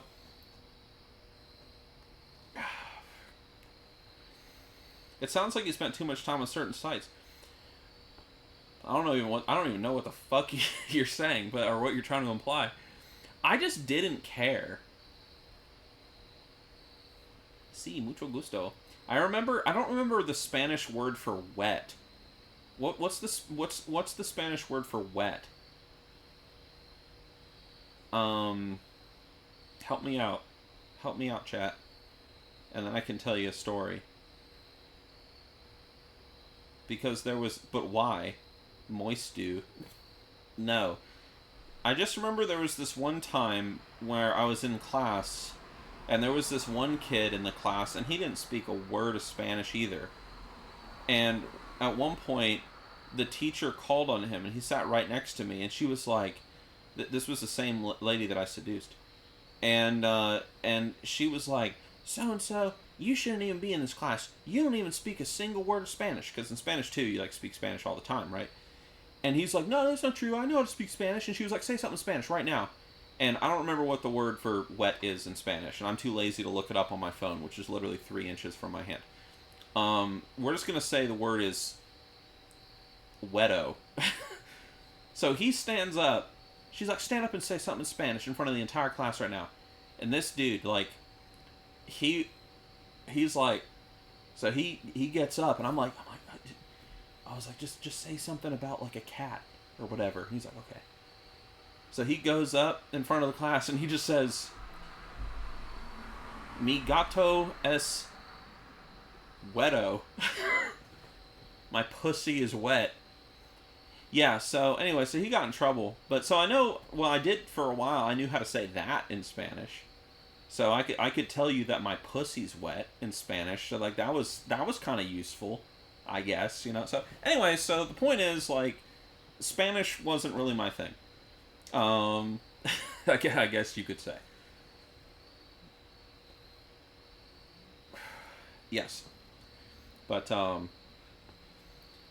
yeah, that's something I'd like to remedy, though. Like, I've studied a little bit of, like, German and stuff in my free time. A little bit, well, I was studying it a good bit before my daughter was born. And now I've, like, kind of, like, forgotten everything that I learned. I have to, like, relearn everything. And I remember for a while I was also studying a lot of Swedish as well. I really like the Swedish language. I really, really enjoy it. I like listening to it. I like hearing it. It's just a nice language to listen to, in my opinion. So, yeah. There's a lot of Spanish speakers in the U.S. that don't know how to speak English. Yeah, I know. Yeah, it's true. Dude, JC Programmer, what's up, dude? How's it going, man? Angry people, I don't know what you're saying. Okay, I don't appreciate you speaking French in my chat, okay? This is an English-speaking, like, Twitch stream, okay? Goodness. Let's see. Calixto Lopez Pyramid. I don't think I've smoked one of those before. Maybe I have. Let me look it up. I'm always in the market to try a new cigar. You would think after 14 years of cigar smoking that I've smoked most of them, but I have not. Let's see, what's it called? Let's see. Lopez Pyramid. Have I smoked one of these? Oh, these. Yeah, I've smoked these before. It's just been a while. Those are good. Actually, I don't really remember how they were, but I'm going to take your word on it. It's really good. So, it's been a while. Yeah. I like the new narrative content that you're putting up on YouTube. Keep it up, Nixxiom. Thank you. I enjoy making it. I think it's a lot of fun. I just like telling stories, dude. My goal with Nixxiom right now is like, dude, I have just accepted the fact that I am just a filthy, disgusting role player. Alright? I like role playing. I think it's fun. And the thing that I love most about role playing is enchantment. Last Cigar stream, I talked a lot about enchantment, so I'm not going to talk about it again. But, like, what is enchantment? How is it achieved? And blah, blah, blah. And one of the things that I personally, in my opinion, think is that so many people today have lost their sense of enchantment. And so one of my goals with the content that I've been making, like on Nixxiom behind the scenes, is I'm really trying to capture the enchantment of WoW again. Like, you know, just introduce people to, like, these really cool, like, and immersive stories that exist within the game, like, you know, behind the beaten path, or, you know, reading between the lines of, like, quest text and stuff, to really show you this kind of living, breathing world that exists in the game. And maybe to help someone, like, you know, I did a Silver Pine Forest video recently, and I talked about the kind of unwritten three-way conflict that exists in Silver Pine Forest between the Forsaken and the Mages of Dalaran, and how, like, they have, like, they mirror each other so perfectly, and yet they're both contending with the wickedness of the Archmage Ardogal. And, like, I just talked about this, and people loved it. They were like, holy crap, I've never really thought about it. Like, you know, these two cities on either side of the lake are perfect mirrors of each other, in a way. And, like, you know, they're both competing for survival, like, in this area of the world. You know, and they're contending with this similar enemy. And it's like, yeah, you know, really trying to pull people more into, like, the story, into the world and stuff. So, kind of like, you know, I'm taking a lot of inspiration, admittingly, from, like, my D&D games, because, you know, I DM, and I very much enjoy it. And my thing that I always am seeking to do as a DM is I'm always trying to pull my players into the world. Like, whether it's with, like, creating, like, an actual physical game board that you can see with, like, little houses and trees and stuff, and miniatures that are all painted and they look very nice. And I took a game board recently, or a game mat. So imagine, like, a D&D game mat. Maybe you guys know what I'm talking about, maybe not. The ones that you can roll up, you know, they got square things or whatever. But, like, what I did is I rolled out the game mat, and I took some glue, and I put a drop of glue in every single little square space on the mat. And I just spread the glue out a little bit in each space, and then I just poured fake snow over the entire mat, and I waited for that to dry. And then afterwards, I had a snow map with just all these little, like, snow squares. And, you know, because they're, like, in a snowy part of the world right now. And, like, you know, they came over to play, and I rolled out that snow map, and then, you know, started putting the houses down and stuff. And they were like, holy crap. Like, yeah, so I love immersion when it comes to, like, games and stories, and I love it. I think it's so much fun. So, I think if there's still new players rolling into WoW, it feels like WoW players right now, or just old WoW players, or newer people are getting into the OG WoW. In my experience, and I mean, I don't know the numbers behind the scenes, I would agree. I think most of WoW's audience today is just people that have been playing the game for a while, and they're just still playing it. Horrendous addicts like me, I suppose. But, because anytime I do hear about somebody that's, like, tried the game, like, oh, I gave the game a shot or whatever, they usually don't like it very much. And, I mean, it's why I've made so many videos on my channel, like, attacking Blizzard. Well, not attacking, but telling them, like, you have got to fix your early game, because your early game is so fucking bad. Like, the modern game's early game is garbage. It's so boring. Like, it's so broken. And so I'm happy that in Midnight that they are kind of fixing this, but not to the degree that I would hope that they would. Anyway, not to the degree that I hope or would hope that they would. This again is personal experience, what I'm about to say, but I mean, I've had friends and people that I know that have tried World of Warcraft recently, even my wife. Like, I got my wife to play WoW, and I told her, like, oh, play the modern game, you know, because it's faster, it's easier, it's more pretty, you know, so I was like, oh, you'll probably like this. So I gave it to her, and she played it, and she was like, yeah, it's kind of boring. And then I was like, and then one day, like, we had a LAN party here at my house. It was me and my friend Sterling. And then, and she was like, well, I would like to play WoW. And I was like, well, we're playing Classic. And she was like, I'll play. And then she played Classic WoW, and she's like, dude, this is so much better. She's like, I love this. And so now, like, if my wife plays WoW, she's going to play Classic. So, she doesn't really play WoW, though, to be fair. Like, she's not a gamer at all. But she was more of a fan of Classic. And I'm just like, yeah, Classic is a better game. Like, just right from the get-go. Like, it's not a perfect game, by no means, but just overall, like, it's just a more polished product. At least I think so. But that's a very, I know that's an argument that'll definitely rustle some feathers.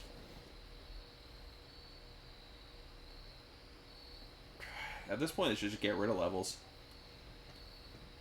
I think that they should just, I don't know. There's a part of me that, like, says, dude, just whatever the new expansion is, just start people there, bro. Like, everything before the new expansion you're making irrelevant and a waste of time anyway. So why even put people in the Dragon Isles? Like, what the hell does the Dragon Isles have to do with the War Within? Okay? Like, what the hell does, like, stopping a big fire dragon with... What the hell does this have to do with Xal'atath? Just... I don't know. Like, when it comes to, like, the modern, like, game, like, it's such a mess. I don't know how to fix it. I mean, I've got, like, some ideas that I have to meditate on, but, yeah. Dude, speaking of the modern game, did you see what Mr. GM posted today? So, apparently, Blizzard has implemented a tool into the War Within. Midnight, sorry. I'm so used to saying War Within. Midnight. What does that have to do with Midnight? They've implemented a tool for player housing where you can screenshot inappropriate player housing, like, decor that people have made in their front yard or in their home, and you can submit it to Blizzard directly so that the person who made the inappropriate design can, like, get banned or, like, whatever. So, I know that each and every one of you was hoping to build a giant dick in your front yard, just like me.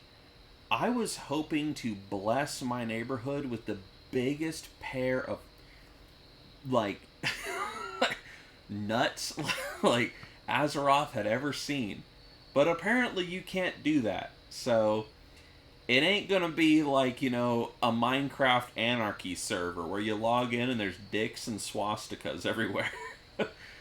So, Blizzard has thought ahead, apparently, so you can't do that. And I was seeing, like, people responding to that, like, what? I was gonna build, like, a giant pair of tits in my front yard, like, out of boxes and stuff. I was like, yeah, dude. Like, dude, that's what player housing's all about. Like, that's part of the experience. So, but, you know. Anyway. So we can't have giant pickles in our own house? No, you can't. That means I have to delete my modern art masterpiece that's in my house. Yeah. I talked about it on stream already, but I haven't released the video because I kind of hesitate to release, especially with, like, Blizzard's recent thing of how you can report homes and how it can get people banned. It's like, don't walk in my house. As soon as you walk in my house, just giant wiener. Like, it's great. ERP brothel with giant food and night elf statue in the front. Dude, see that? Like, yeah, like, I'm kind of, like, all for a little bit of anarchy when it comes to the internet. Just, like, let people do stupid shit. We can't put up the original fruit paintings. No, I don't think you can. That fruit painting thing is kind of weird, because, like, on one hand, Blizzard's like, it's weird, because, like, the fruit painting, like, it doesn't exist in modern game, but but it does exist in Classic. And I don't know. I don't really understand like all that. Like even Blizzard's argument for why they did that. Like I don't get it. Like I don't understand. I might be running out of gas. I am out of gas. Hold on. Luckily, I came prepared. Retail is full of weenies. Yeah.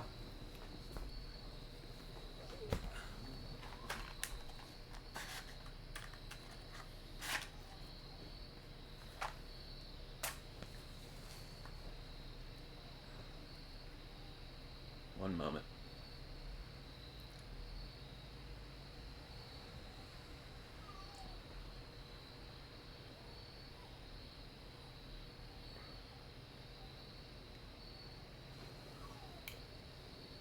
You're rolling one right now? What, a weenie?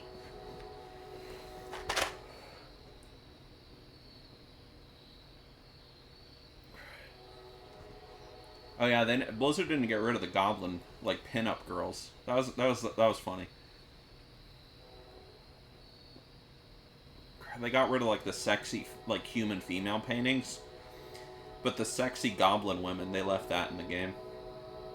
I guess because they were like, goblins are ugly, so like having pinup goblin women is fine.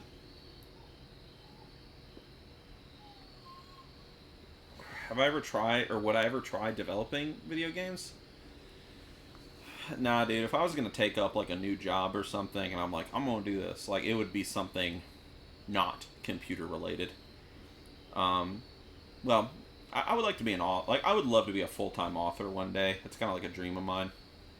That would be the next step in my great adventure. But I probably wouldn't do something like, coding and, I don't want to look at, like, I don't know, all my years of video editing. Only ugly women are allowed in retail. I mean, yeah. I don't want to say that, but, I get what you're saying. You can always work towards writing a book. I am writing a book. I'm writing 2 books right now. I did like 2 cigar streams ago. I actually read some of my book on stream. So I read something from both my Nixxiom and Mukluk novel and also my historical fiction.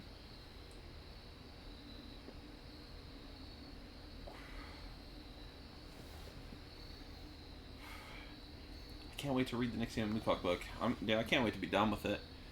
I have like what I'm doing right now is I'm just finalizing all my rough drafts of each chapter, printing them out, and I'm just reading through it, fixing things, and I got like all the stacks of paper like in there. So, because I've got like the first like 6 chapters all printed out on parchment paper. It looks really nice. It's very fancy. Yeah. I was going to say this at the beginning of the stream, by the way, but as I kind of near or draw closer to the end of this cigar, I should say that this cigar was purchased... Waiting for the cars to drive by. It was purchased by you guys. I have had a lot of fun with the cigar streams. I hope that you guys enjoy the chill hangout streams with me. Hopefully they're comfy. And I got a cigar magazine in the mail, as I often do, and they had a deal. And it was 10 cigars. It was a sample pack. 10 cigars for $30. And I was like, holy crap. And I have made $30 from the cigar streams, so I was like, well, let's invest in the cigar streams. And so I got the pack. And so that is where one of these cigars came from. You need to bring your friends on again. I would love to. I would really love to. I'd love to bring Exiled Ranger on. He'd be really cool. I would really like to... Something that I would like to do with the cigar streams is I want to bring some people on and like talk about some really deep shit. That would be great. I'd love to bring Exiled Ranger on to do it, because like Exile is a really like well-educated guy, and he's educated in things that I'm not, and like I'm educated in things that he is not, and so like it would be cool to be able to like not debate him, but just like discuss things. That'd be cool. What games have I been playing recently? I have been playing a lot of D&D, Lord of the Rings D&D, and normal D&D. I'm also doing another D&D campaign, which is like a mix of Warhammer 40k and D&D. And I've been playing WoW. I've been playing classic WoW, of the Bronzebeard Persuasion. That's been a lot of fun. Shout out to anybody that has recognized me on there and has said hello, or has come up to me and said, "You're not the real Nixxiom." Like, anyway. So, yep. That's been a lot of fun. Played Shadow of the Road recently. I did a, Owlcat reached out to me. They're the guys that made a Warhammer 40k Rogue Trader, for those that don't know, and they really liked my last video that I made of me checking out Rogue Trader, and they were like, yeah, I mean, your video, like, it was great, you know, got, like, good views, and your audience really enjoyed it. Like, would you want to, like, do another sponsored video just checking out this new game we're about to publish, Shadow of the Road? And I was like, yeah, duh. I love a good, like, turn-based RPG, like, hell yeah. So I put out that video today. And then I'm actually doing another video for them. I think next week is when it'll come out or whatever, but I'm working on another project for Owlcat Games behind the scenes for Rogue Trader. So, so 2 sponsorships. So that's pretty cool. Sponsorships are few and far between, but they pop up every now and then. So they help pay the bills. So, yeah, and the best part is, you know, it's games I actually enjoy. So, you know, it's not just like some old bullshit, you know, like Chinese mobile app that steals your data and, like, you know, sells it to whatever. It's great. DF Jobs, thank you for the Prime sub, dude. You are the first sub of the day. Thank you, my friend. Thank you very, very much. Granted, I've gotten resubs, but, you know, brand new sub. You know, thank you, man. Thank you. It's been a lot of fun meeting the person behind the videos. To be honest, I wouldn't mind watching back VODs of these as European, but don't catch these streams much. So, I have 2 channels. So I have Nixxiom Cigar Lounge on YouTube, which I just recently made, and I have Nixxiom VODs. So, Nixxiom Cigar Lounge, the VOD... Well, let me wait for this to end. I do need to fix those alerts and scale them, but... Thank you, Mr. Bakuga. Thank you for 29 months in a row, dude. That's almost an entire year. Thank you, my friend. 29 months. Nixxiom Cigar Lounge on YouTube. All my Cigar Lounge VODs will be on that channel. I'm keeping them separate from my other VODs because YouTube doesn't like tobacco content. So, putting that all on a separate channel. But I also, every time I do a Cigar Lounge, like VOD, I also try to do a highlight video. So you get the VODs and you get a highlight video on that cigar channel, and that's been a lot of fun. The videos get like 2 views. It's great. Like, I love it. That two sweaty bastards are like watched my video, and I love that. And then Nixxiom VODs is for like my normal, you know, like if tomorrow I stream and I play Legion, for example, like Legion Remix, it would go on Nixxiom VODs. What's the channel? It's just called Nixxiom Cigar Lounge. I keep meaning to do it. I just haven't had a chance to because I've just been distracted by... I was doing the sponsored video and stuff for Owlcat, so I was distracted by that, admittedly. But I'm gonna make a command. I'm gonna do like !cigar channel or cigars or something, and it'll bring up like the YouTube link. I'll probably do that later tonight, or before the next cigar stream at least. So, yeah, I do want to play more Legion Remix. I haven't gotten a chance to play it since I last streamed it, so I'd like to play some more. Maybe I still haven't streamed the Midnight Alpha. So, yeah. Where do I get the ideas for my videos? 1 second. Right now, because I'm doing all this, like, lore content and storytelling, the ideas that I'm mostly the ideas are mostly coming from, like, my childhood. So, I'm thinking about like my recent video was on Silver Pine Forest, right? And I talked about Silver Pine Forest and how fucking awesome that zone is and how underrated it is. And I remembered, being very young, and I loved Silver Pine Forest. Like, it was spooky, I liked the vibe of it, but it was kind of a bad zone in game design terms, because, like, you go to Silver Pine Forest and you immediately run out of quests, and you're kind of just forced into the Barrens, and you don't... I mean, who wants to journey back to Silver Pine Forest and continue the quests there after you level up a little bit? You know what I mean? Well, you know what? I did, because I liked Silver Pine Forest more than the Barrens. The Barrens was a more optimal place to level. It was more social and stuff. I talked about that in the video. But I liked the vibe of Silver Pine Forest more, so I just kept periodically going back there whenever I leveled characters.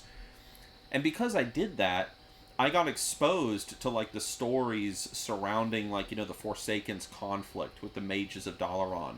And, of course, the very much forgotten villain of classic WoW, whose name for some reason I'm forgetting, Thule Ravenclaw. I got exposed to, like, Thule Ravenclaw's story. Like, probably 98% of WoW players, if you ask them, who's Thule Ravenclaw? They have no idea. And yet he had this huge story in, like, classic WoW that started right in Tirisfal Glades and went all the way into Silver Pine Forest. And there was so much, like, show don't tell and all this subtle world building. Like, even in my recent Silver Pine Forest video, like, there were people commenting and saying, holy shit, I never noticed that, like, when you first walk into Silver Pine Forest, like, all the trees have claw marks on them. And it's like, yeah, that's a great example of show don't tell storytelling. You walk into Silver Pine and you see all these clawed up trees, and you're like, well, what did this? Why are all the trees, like, why do they have claw marks on them? Compared to, like, Tirisfal. And then you slowly get exposed to the Worgen, you know what I mean? And so I loved that when I was younger. I thought that was so cool, and that's why I wanted to make a video on Silver Pine. And, right now, I'm, like... It's like, I know the video is not going to get, like, a lot of views, because it's just kind of like, it's old lore, who cares? But I really want to make a video right now, like, I'm so excited to do it, just on Shadowfang Keep. I love Shadowfang Keep as a dungeon. I love the vibe of it. I love Ottergall. Like, I love the story around it. And I want to make a video on it. And so, like, my idea with the channel was just kind of like to... some people... one dude made a comment on one of my videos yesterday. Or, not yesterday, it was the other day. And he said something along the lines of, like, yep, another video from Nixxiom where he's... I forget how he said it, but it was something like, oh, another video from Nixxiom where he's, like, sucking Tirisfal and Silver Pine Forest dick, like, yet again. And I'm like, dude, it is a fine dick to suck, my friend. Like, shut the fuck up. Like, you plebeian. Anyway, but, like, my idea is that, like, I kind of want to do this path where it's, like, my videos begin in Tirisfal, and then they go into Silver Pine, and then you go into Hillsbrad, and it's like I'm kind of taking you through all these stories. All throughout, like, Azeroth. And, like, that's my idea of what I want to do. And so, like, my video ideas are, like, what I do, like, when I reach Hillsbrad Foothills, for example. Here you go.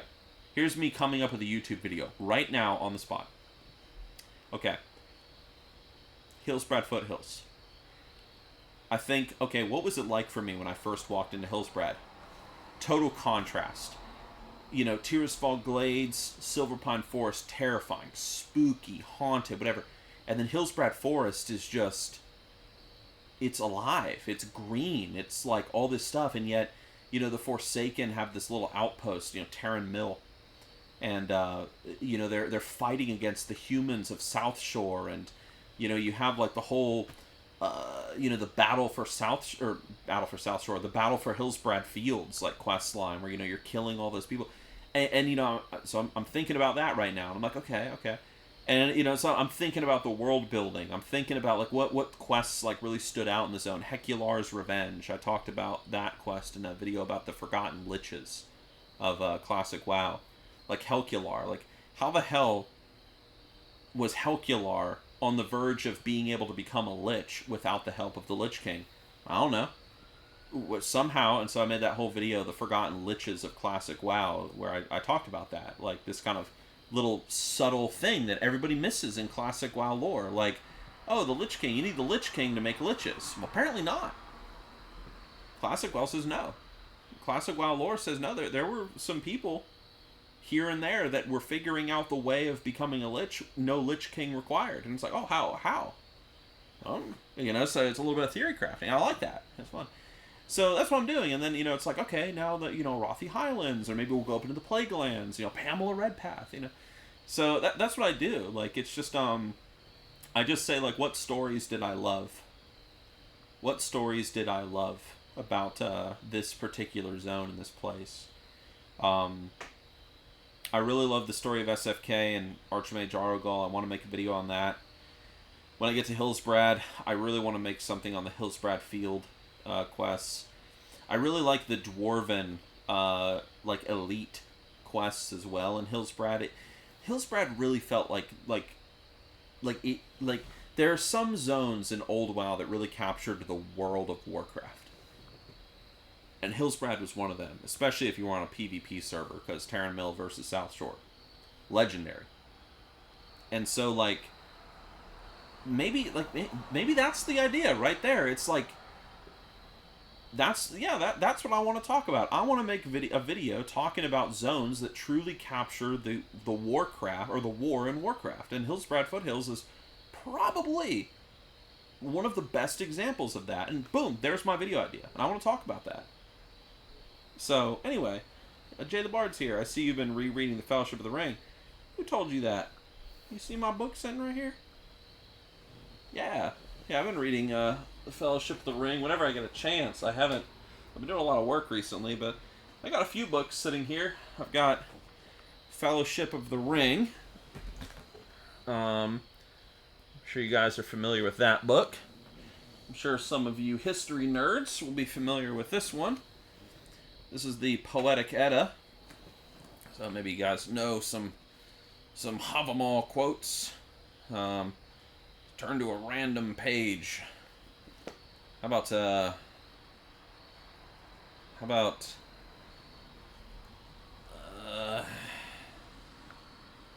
I will say, by the way, Lee M.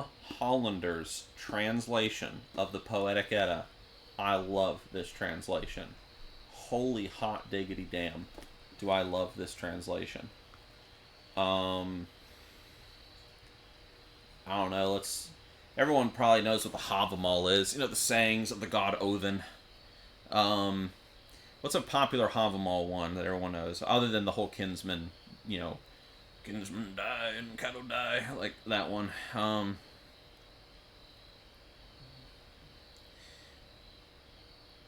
Alright, here we go. I love this translation.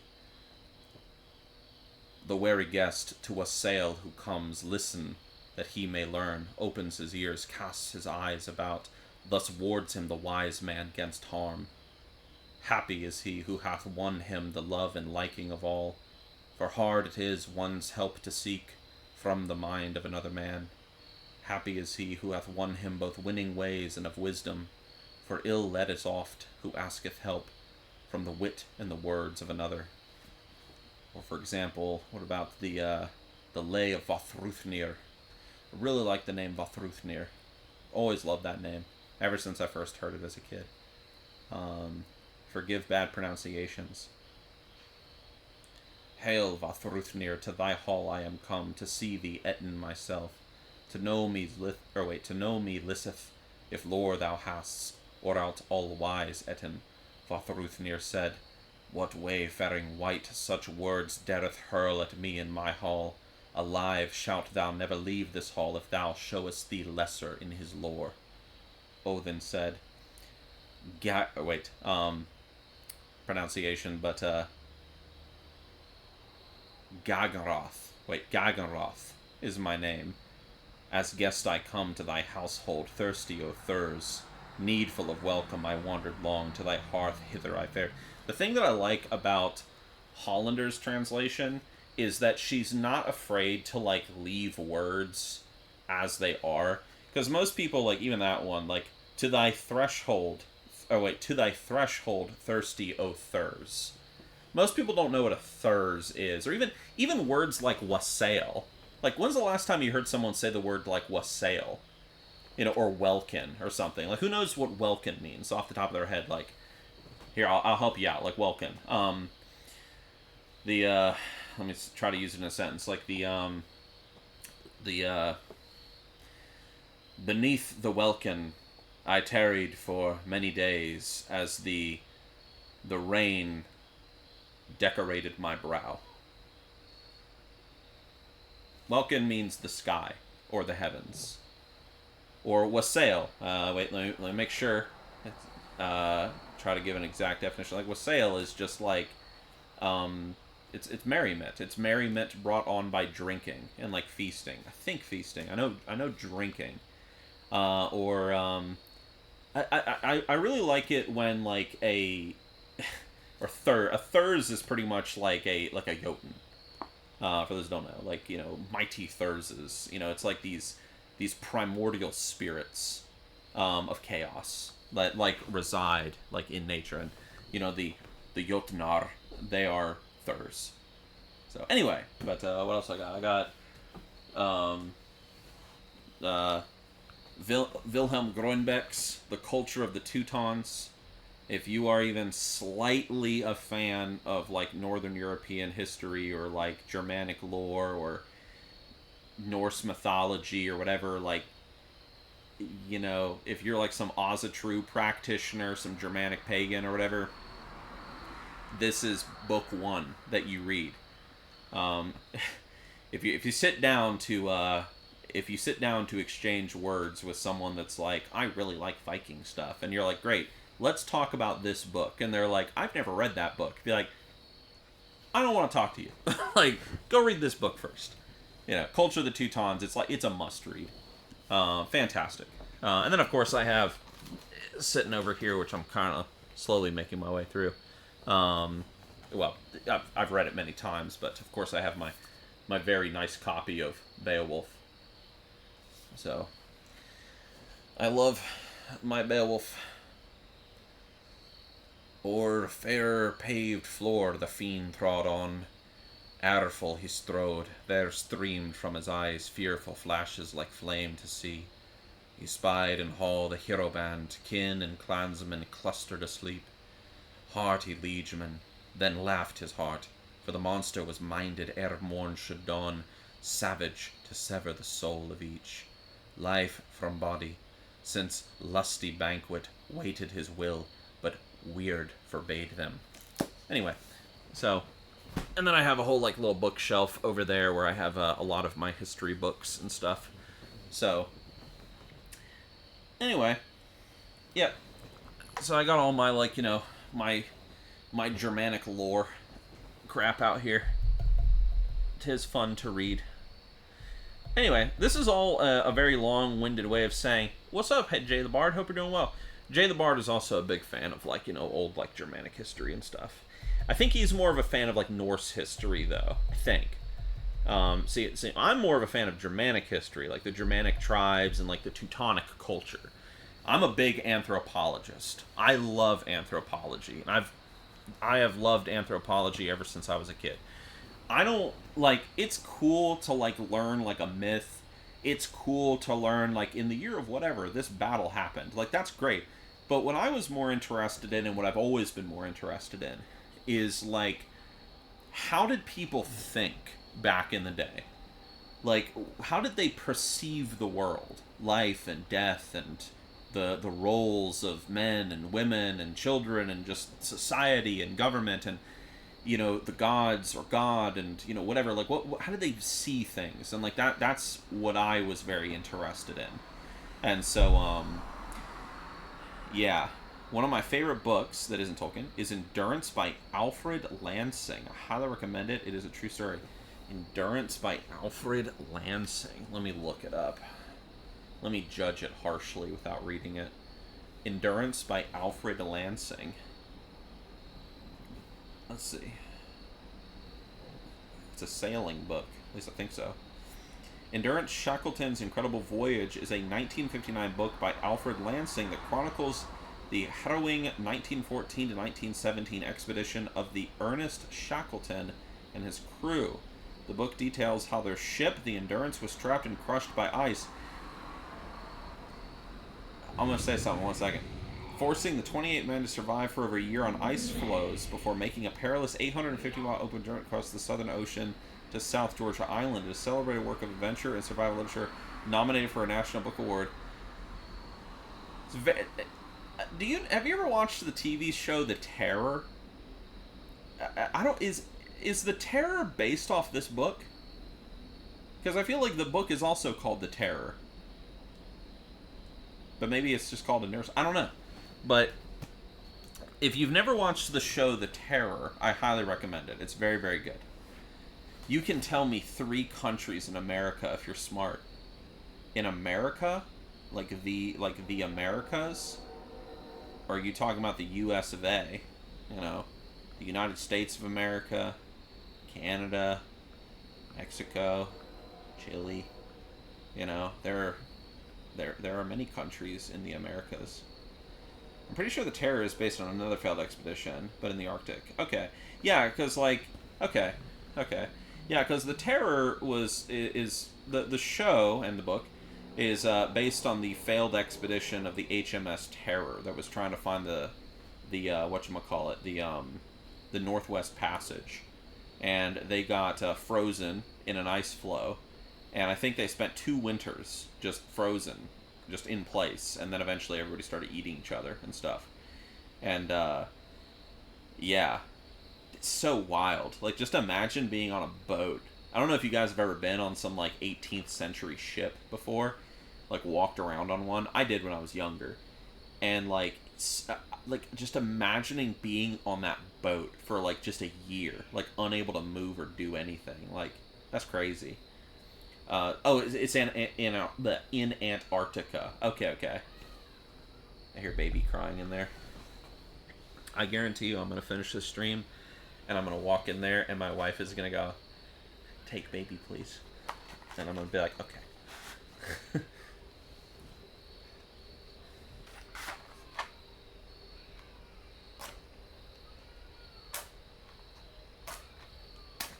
I don't know. Thank you for the follows, by the way, friends. If you're a really cool guy who doesn't afraid of anything, please hit the follow button. If you're a really cool guy,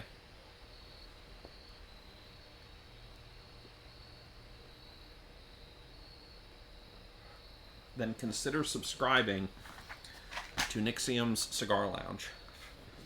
For every new subscriber, I will eat a piece of apple loudly. See. I sailed hundreds of miles in the Southern Ocean in a tiny dinghy. It's an amazing book. I'll check it out. I mean, I got it saved on my phone. I'll check it out. I would really like to read, like, a nautical book. Like, I've been, like, deep in the history stuff lately, but I really I enjoy nautical tales, especially, like, true stories.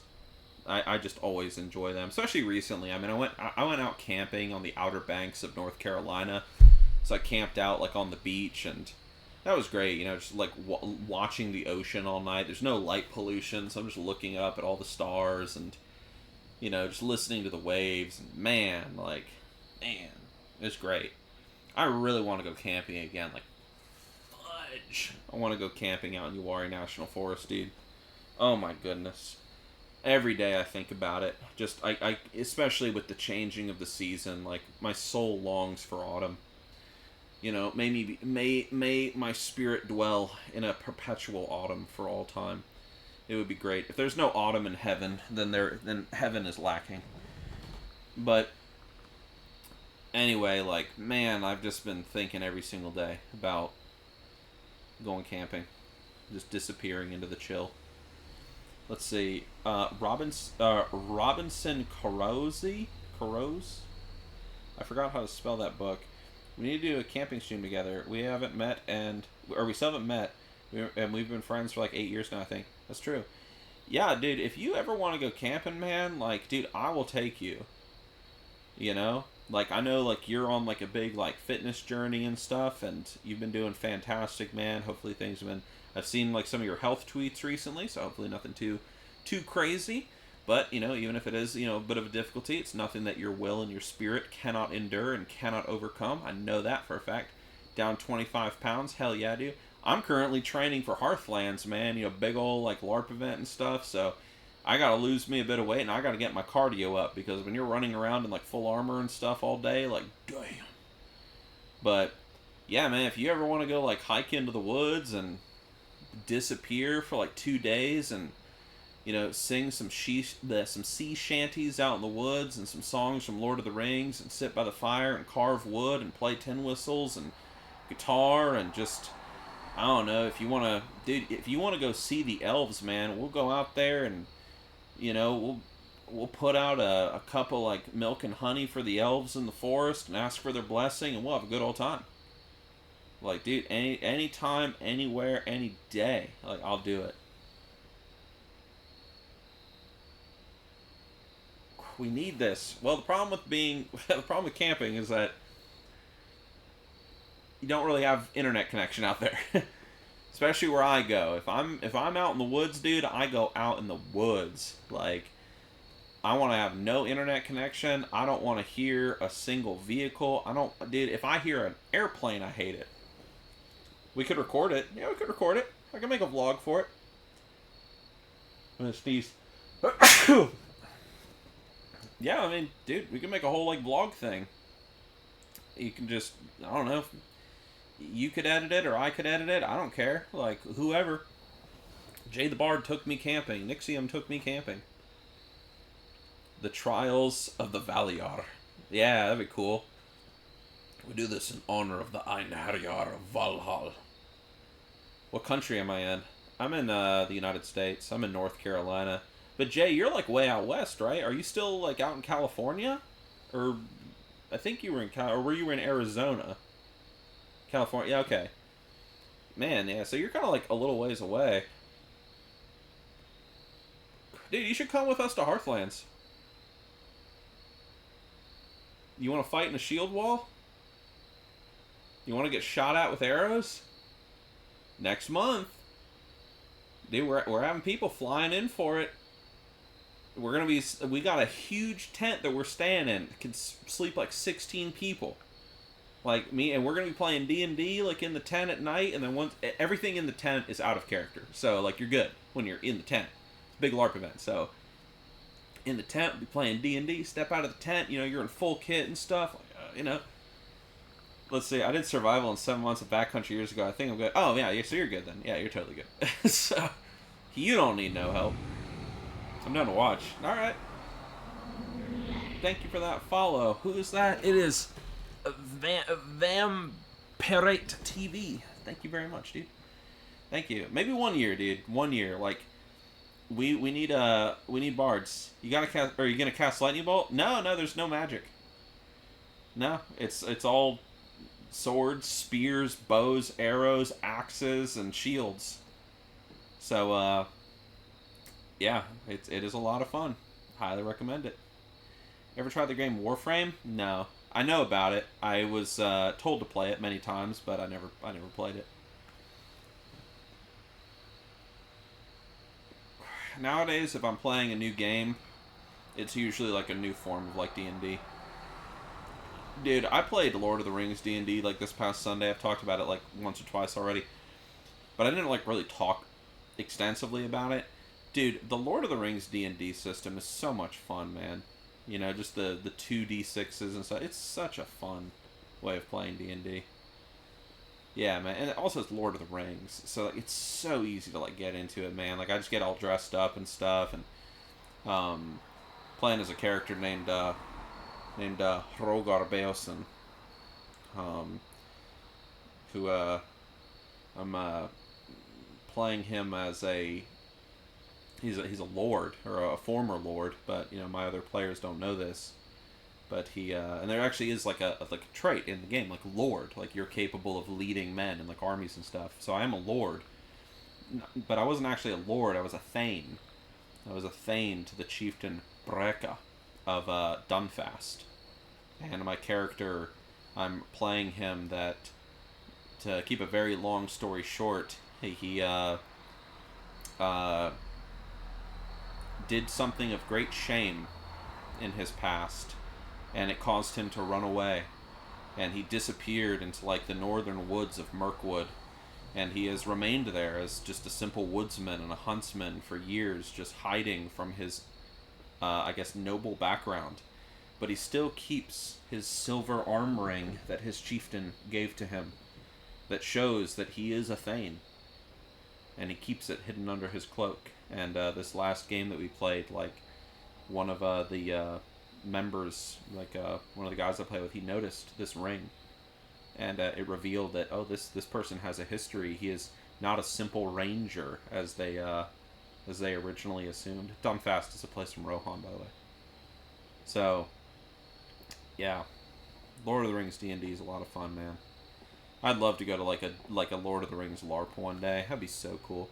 Especially like, you know, you get to go and meet the elves, and they're all just a bunch of like fat, obese like dudes and women. Like, oh, so it's so great.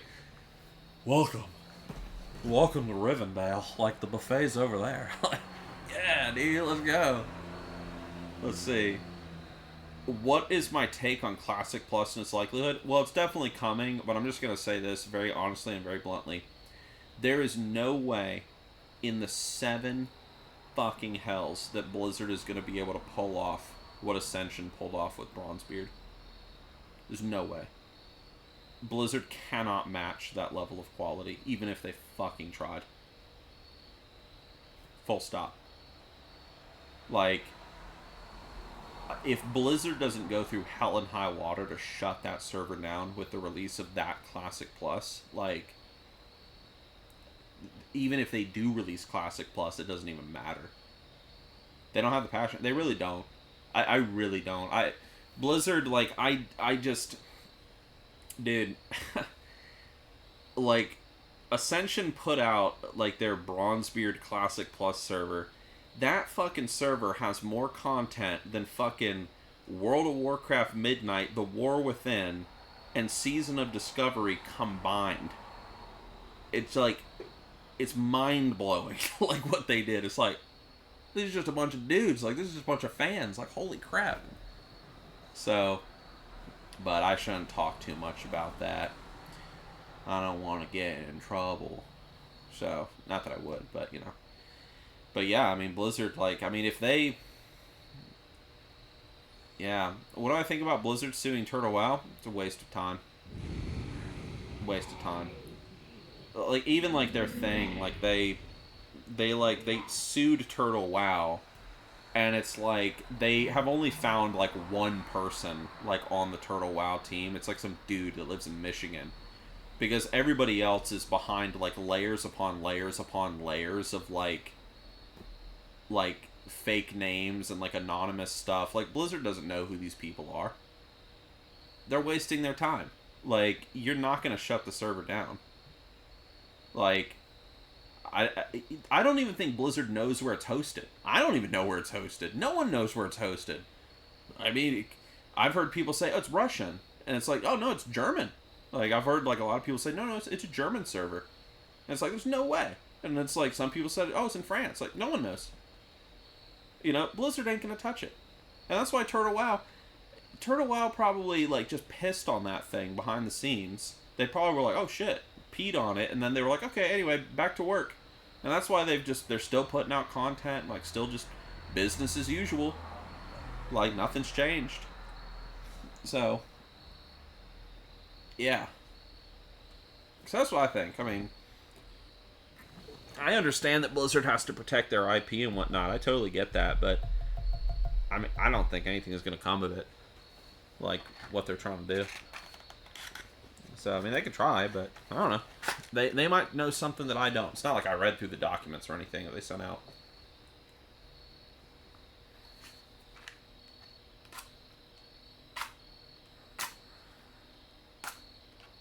I don't know. But with how many, like, private servers have gotten, like, sued by Blizzard, like, in the past and stuff, like, the people behind the scenes that actually run Turtle WoW, like, if they're not hiding behind walls and walls and walls of, like, fake names and things and whatever, like, they're a bunch of idiots.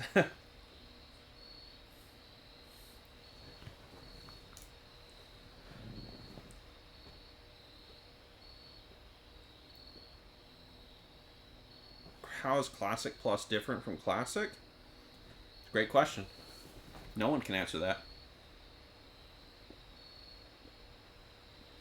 But I would say that probably the best answer to that is Classic Plus is an attempt to take Classic WoW and the spirit of Classic WoW, its tone, its vibe, its way of playing, and to try to continue that and make more of that. More dungeons, maybe a new class, maybe some new zones, new quests. But really, I mean, Classic Plus is... I mean, you could say that Classic Plus is Classic WoW with one new quest added to the game. Like, oh, it's Classic Plus, you know? It's really just an attempt. Like, Classic WoW was lightning in a bottle. It was. I mean, it's why it changed the gaming industry as we know it. It's why World of Warcraft is so popular to this day. Like, Classic WoW was that fucking good. It was lightning in a bottle. And Classic Plus is just an attempt to capture lightning yet again. So, the real Classic Plus was the friends we made along the way. If Blizzard can put out a Classic Plus that focuses on world building, immersion, bringing more of an RPG element to the game, if they can create more class identity, and even, dare I say, maintain the clunkiness of Classic WoW, I think they'll have done a good job. Because there are some things about Classic WoW that are broken. And everyone agrees that it's broken. But don't fix it. Because the moment that you fix it, it's bad. Because it's like, the fact that this is broken actually made the game better. I always use the warrior as, because of course everyone wants an example of this. I always use the warrior as the example. When you're a warrior in Classic WoW at low levels, you kind of suck. You know, being by yourself out in the world, you generate rage so slowly. It's kind of like a meme. You know, warriors suck very early on. But as you level up, and you get stronger and stronger, and you get better and better gear, especially from dungeons and stuff, you become eventually an unstoppable wrecking ball. Some people would say that this is broken. This is bad game design. This was Blizzard not fully testing Classic WoW before it was released. It was a huge game. They can't test everything. And so, you know, warriors at early levels need to be fixed. They need to be tuned. No. No, they don't. Because the thing is, because warriors were so balls in the early game, in a strange way, it actually forced warriors, from what I saw, like all those years ago, even playing a warrior myself all those years ago, even playing a warrior in Classic WoW today, it forced warriors to engage with more group content. And being the warrior, you know, you're naturally the tank. You have the highest armor and you can taunt and everything. And so it sort of naturally sort of pushed warriors into a more social role in the game of being like a group leader and interacting with more players. And so it's kind of like the poor design, well, it wasn't even poor, it was just like the weaker design of the warrior early on was actually beneficial. Like, and I don't know, and so like, yeah, let's see, they made paladins the easiest to play and level because they knew it would be the most popular. Yeah, paladins are so, like, paladins are so weird in Classic, because like, paladins suck. They are a meme class, dude. They're the auto attack class. Hey, are you a gooner? Like, do you just want to, like, not even play WoW and you just want to like look at like porn bait on Instagram all day, well, you can play a paladin in classic WoW, dude. Just throw on auto attack and just alt tab, and paladin will play itself. It's such a stupidly dumb class. You know, like, it's for people with 2 brain cells in their head, and yet it's so much fun. It's such an enjoyable class to play. And, you know, it's like, hey, let's level a paladin. And you know why? Because, oh shit, when you play a human paladin and you get to Duskwood, you get to exorcise the undead. And you're like, yeah. And then you get to Plague Lands and Strathholm and stuff, and you're this holy paladin, like, shooting holy light at like the undead, and yeah, it's just like, oh, so cool. Like, it's just like the class fantasy is so good of the paladin. It like supersedes the fact that the paladin is so balls, like, in terms of its gameplay, and it's great, and I love that. You know, and so anyway, so like some of the clunkiness of classic WoW, even that kind of like adds to the immersive quality of the game. So, yeah. What races do you think they should and should not be in Classic Plus? Well, obviously High Elves should be in Classic Plus. I think Goblins could be fine to add to Classic Plus. Ogres would be cool. Why not? I think Broken Draenei would be interesting. Very interesting. The Krokul. The Krokul race would be really interesting if they added, not the Draenei, the Krokul from Swamp of Sorrows. That would be cool. Races that they should not add, in my opinion, though, this is just all off the top of my head. I might have a different opinion tomorrow, you know, if I really thought about it. Don't add Naga. Naga are a good enemy race, and they should remain an enemy race. Don't add Worgen. No. Worgen are a bunch of fucking demons from another planet that were summoned using the Book of Ur. And they were going to be used to fight the Burning Legion, but they were so fucking savage that Auturgal lost control of them, and they started eating Gilneans. Okay?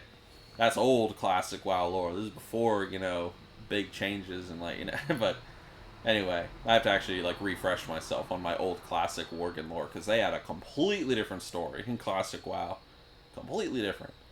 The WoW Diary by John Statz. I've thought about reading it, but nah. I don't want to read it. I don't want to, like... World of Warcraft is a world. In my mind, you know? It's not a game, it's a world, you know? I don't want to be reminded that it's just a game. My wife is crawling around back there. Other races that they should not add. Don't add Draenei. I love Draenei. One of my favorite races in WoW. Don't add Draenei. They don't belong in Classic Plus. Krokul, though, yes. Because they already are in Classic. No demon race. Don't do some dumb thing like, we're going to make the Felguard a playable... No. No kobolds. You need to have, like, pure enemy races be pure enemy races. And that's simply it. You know, you just got to maintain that tribalism. Just like, we are the Horde. We are the Alliance. And, like, you know, the kobolds, fuck them. Fuck them all. Take those candles. That's what it's all about. Here comes wife. Greetings, wife. What's up? I was going to wrap up soon. I just realized I've been out here for 2.5 hours. Oh. Yeah. You want to have some apples with me? I haven't had any of your apples yet, but that's just because I was really distracted. I was talking about lots of things.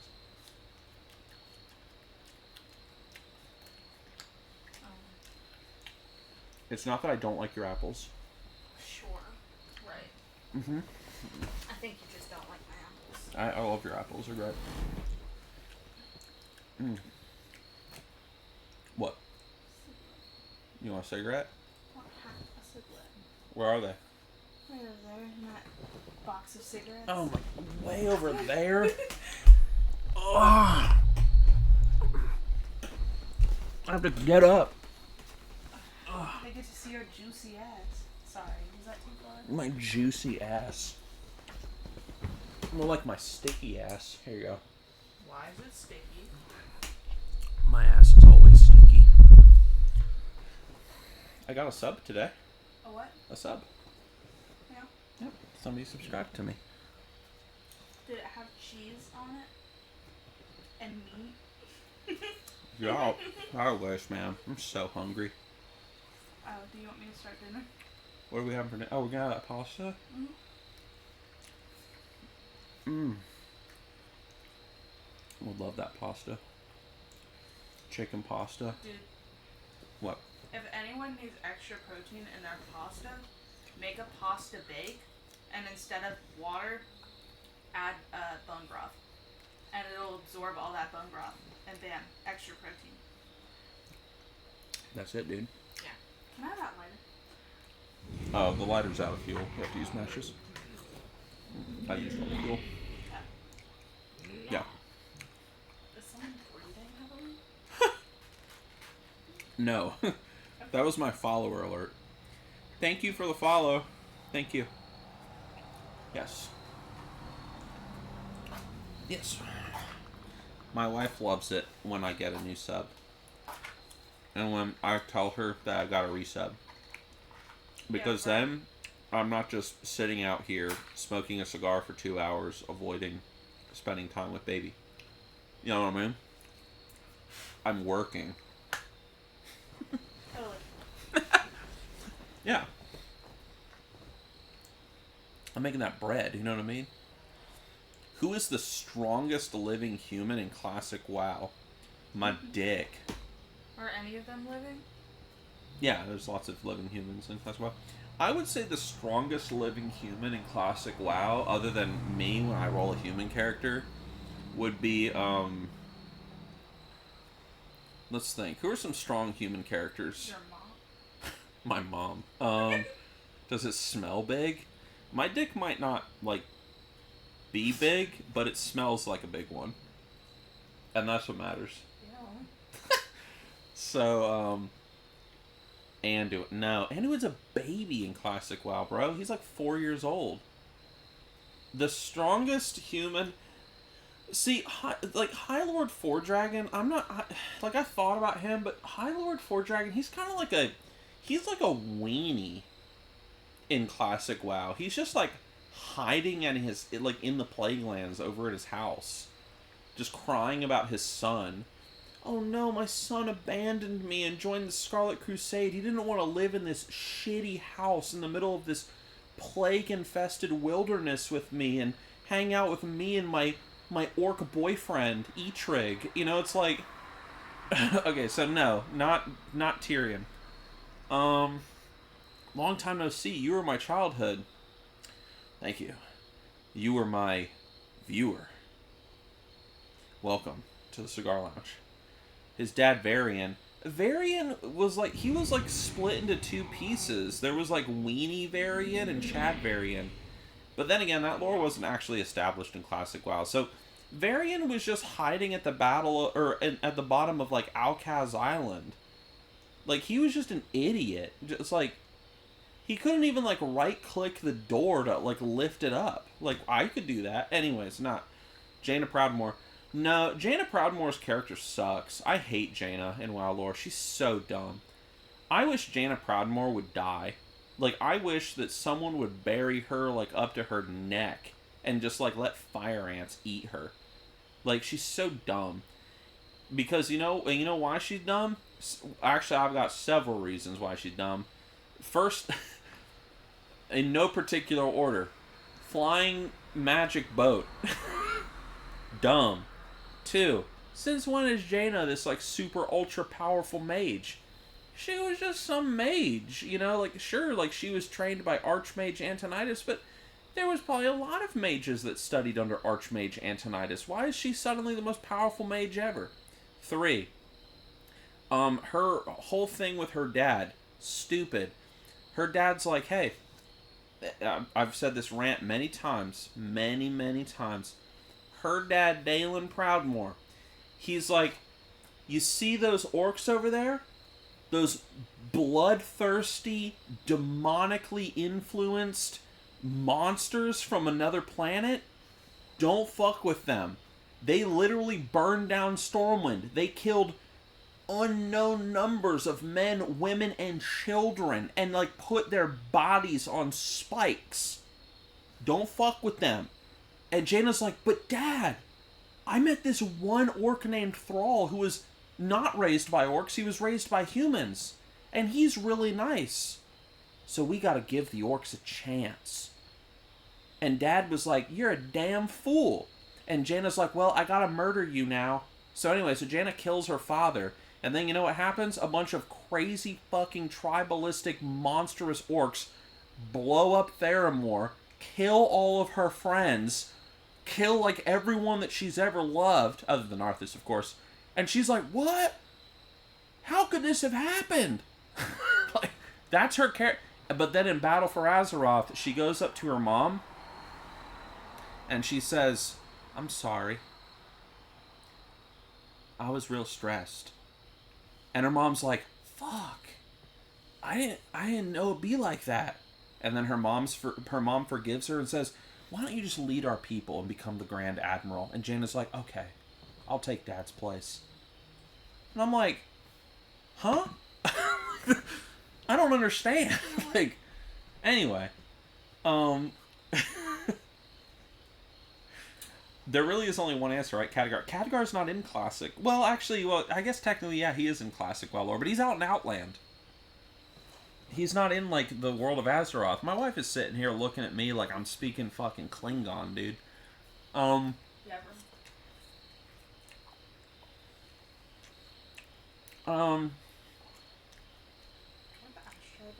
But Jaina has big tits, so exceptions can be made. That is true. That we can look past Jaina's flaws for her more positive assets. Anyway. So, does she read the chat? We can behave if so. No, she's not reading. Well, actually, she can bring up the chat on her phone. I think she's doing that right now, actually. I would say...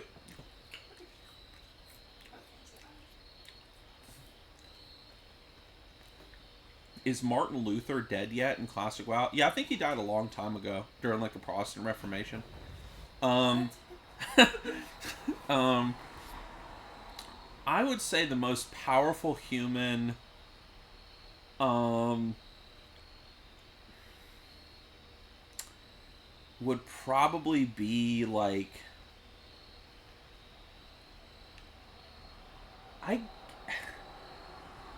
I guess. I mean, it's a good question. Aegwynn. Yeah, probably Aegwynn. She's in Classic WoW. She's Old Lady Tabitha. So it'd be Aegwynn. Van Cleef. Van Cleef's a level, like, 18 dungeon boss. He's just a rogue. What's Van Cleef gonna do if he goes against, like, an Archmage of Dalaran? Throw a dagger at him? He's gonna get blown up. Van Cleef ain't nothing. It's either Forgeling or Fordragon. See, like, I was thinking Fordragon, like Bolvar, but Bolvar, like, he just doesn't do anything in Classic. He just kind of stands there, and it's just, like, he just stands there as, like, Lady Katrana Prester is, like, balls deep in his ass, like, throughout the entire story of Classic WoW.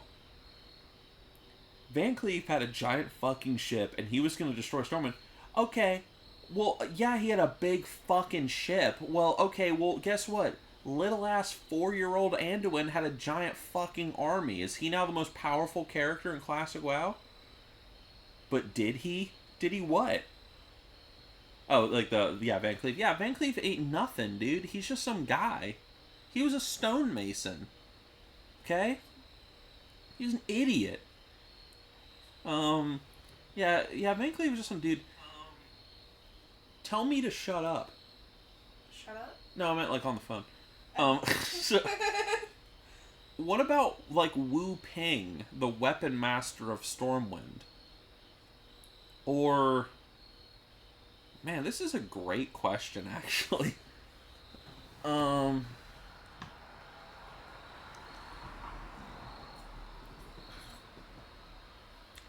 You asked who is most powerful, and no humans are powerful, so Van Cleef gets my vote.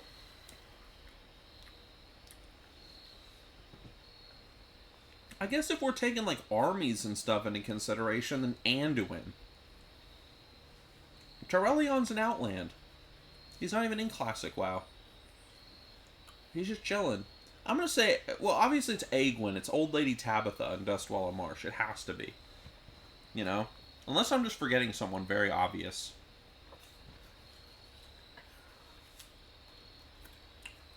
Anduin didn't have Commando. That'd be Bolvar.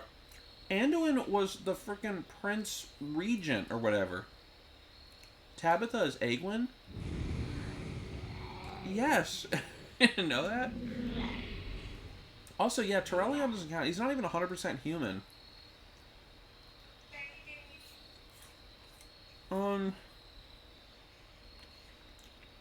Above other humans in terms of raw magical lore and power.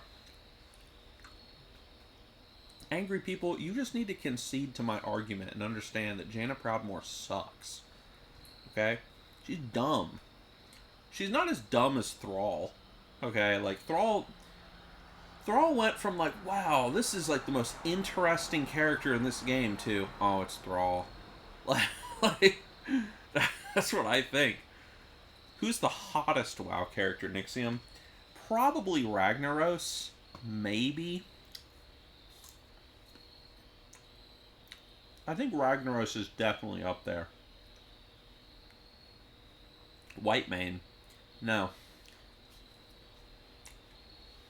Sally. No.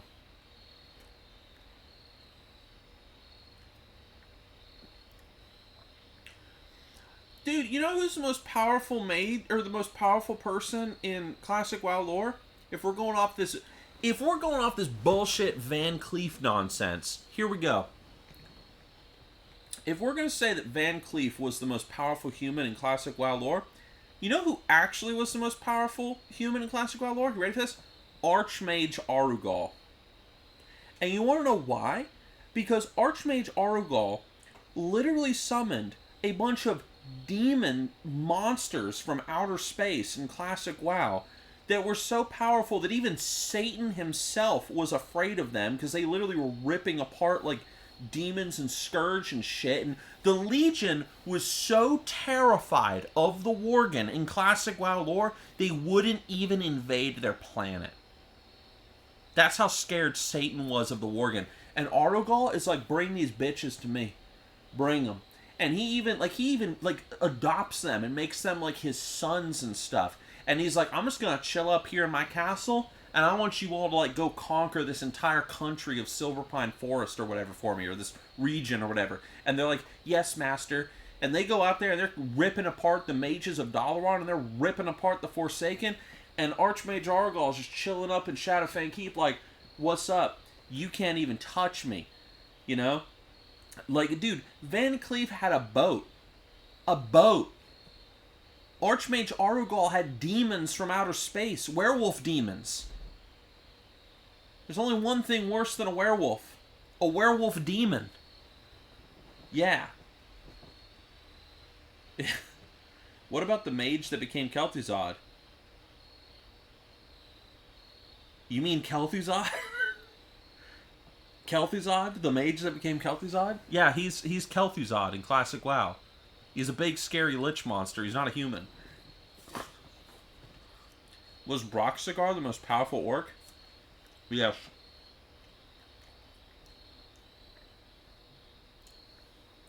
Cigar was the only mortal in WoW lore that wounded Sargeras using a magic axe given to him by Cenarius.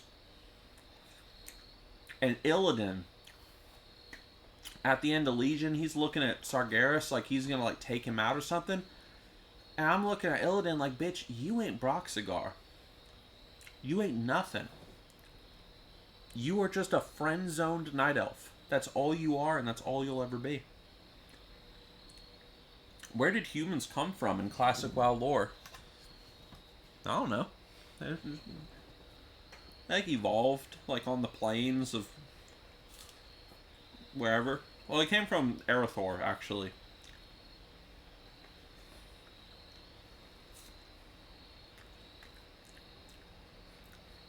Trolls. Yeah.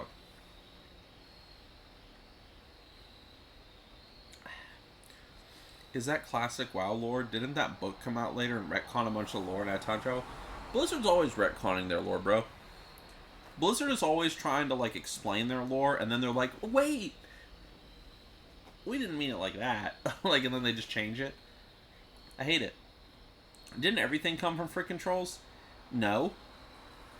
Humans were like monkeys or something in classic WoW lore. They were like monkeys, like, swinging around and shit in Stranglethorn Vale. And then the monkeys, like, went north into the Arathi Highlands, and then they, like, battled with, like, the air, fire, earth, and water elementals in Arathi Highlands. And then monkeys became smarter because they were like, damn, fire's hot. Ow, water's wet. Oh, the wind, it cuts me. Oh, the earth. Oh, I stubbed my toe. And so they evolved and became smarter. And then eventually they built the kingdom of Erethdor, which eventually broke into, like, Lordaeron and Alterac and, you know, all the various places and stuff. And that's pretty much it, dude. Yeah.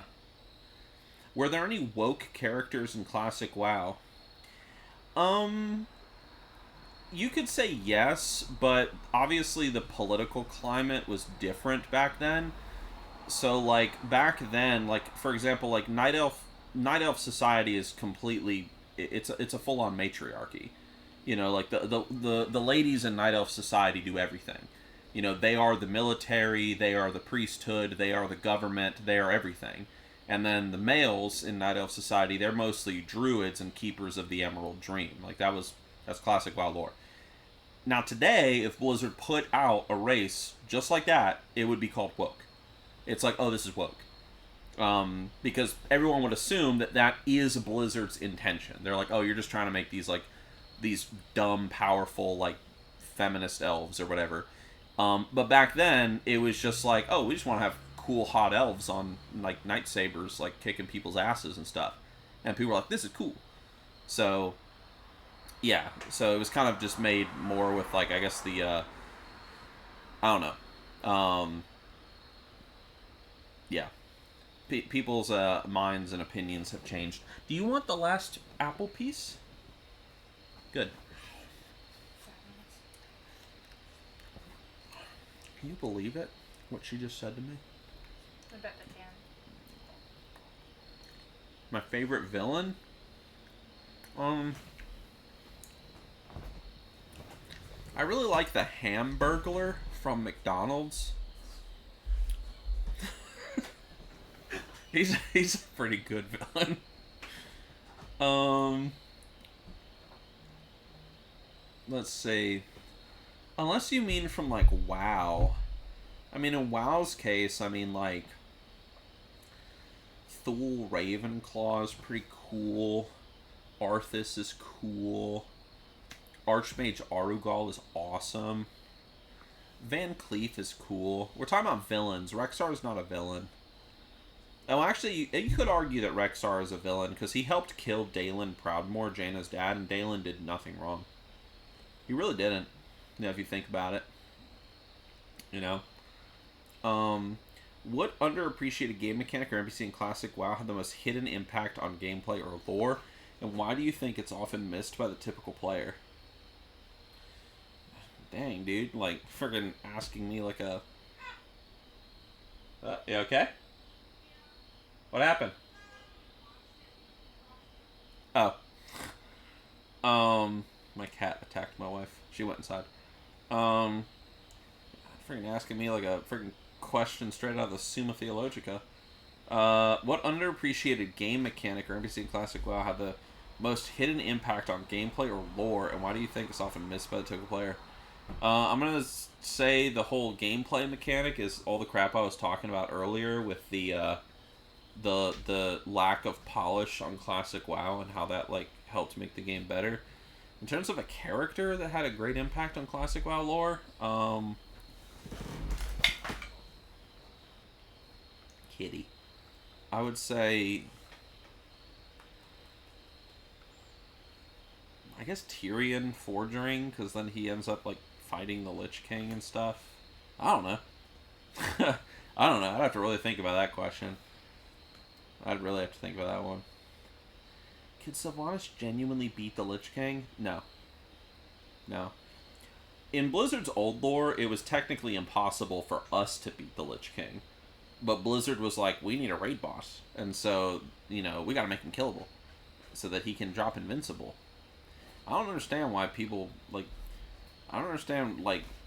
I don't know. It's just weird. Like... I don't understand, like, why the mount is called invincible when, like, I can clearly see it. But anyway. But no, Sylvanas could not beat the Lich King. It's stupid. What do you mean by the lack of polish? I already explained all that. That was like a 30-minute rant. What do I think of the crazy idea that Sylvanas is going to come back of a bard because of her crazy... I'm sick of Sylvanas. I want Sylvanas to be buried up to her neck, and I want her to be eaten by fire ants right next to Jaina Proudmoore. I said it. I said it. It's true. I'm sick of her. Is there a way you would like to see current retail WoW end, story-wise?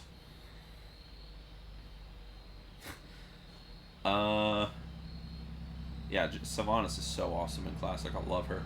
One of my favorite characters. How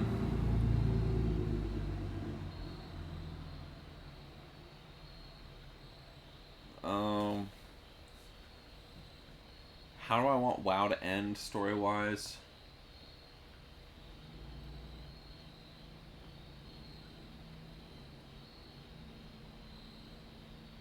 I want WoW to end where all the great threats are defeated, and Azeroth is at peace for a moment, and the Horde and the Alliance all look at each other and they say, "We did this. We did it," and they shake each other's hands and stuff, and then, like, you know, the orcs look at the humans and they say, "You know, we haven't forgotten that, you know, you guys threw our people into those internment camps and made us into slave labor." And then the humans say, "You know, we haven't forgotten the fact that you monsters literally invaded our planet and burned down our cities and killed many of our innocents." And then the Draenei show up, and the Draenei are like, "You orcs literally paved an entire road with the bones of innocent men, women, and children and called it the Path of Glory." And then the gnomes show up and just say, you know, and everyone's like, "You know what? Why the fuck have we been working together? Fuck all you guys." And then everybody just goes back to warring each other, and it never ends. And that's it. That's the end of World of Warcraft. It remains as a perpetual land of war and conflict, and it would be awesome. Like Attack on Titan. Yeah, sure. Sure, why not? That'd be great. Will the Ishnu Alagai be involved in WoW's ending? Probably not. Blizzard ruined his character by killing him. Totally unacceptable. Totally unacceptable.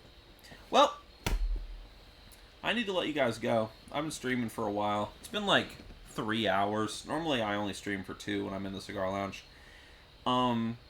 If you enjoyed the stream, please consider becoming a subscriber, because it helps me buy more cigars, and it means that it convinces me that you guys enjoyed the streams and want me to buy more cigars, do more cigar streams. So consider becoming a subscriber.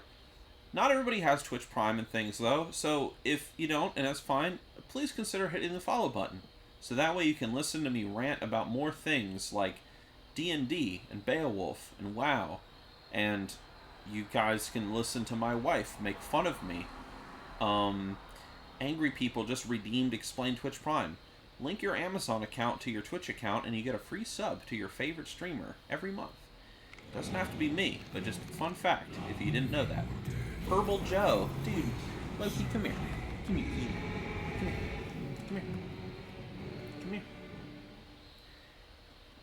Kitty, come on. Oh, there he is. Look at my... Wait. look at my kitty. Look at my cat. Herbal Joe. This is my cat. It says 1 year and Dude, it's been exactly 1 year since we got him. We don't know his exact birthday. So today is his birthday. Yay. So my wife made him like a martini this morning of like water mixed with tuna juice and like cat like goo and stuff, and he really liked it. And then she also made him like a dunce hat to wear, and it was funny. He was born around August, like middle of August. Yeah. Yeah. Hey, We got kitty. him at 8 weeks old. Yep, he's our black cat. This cat is an asshole. Our other cat, Pringle, which you guys have seen, that cat's a complete idiot.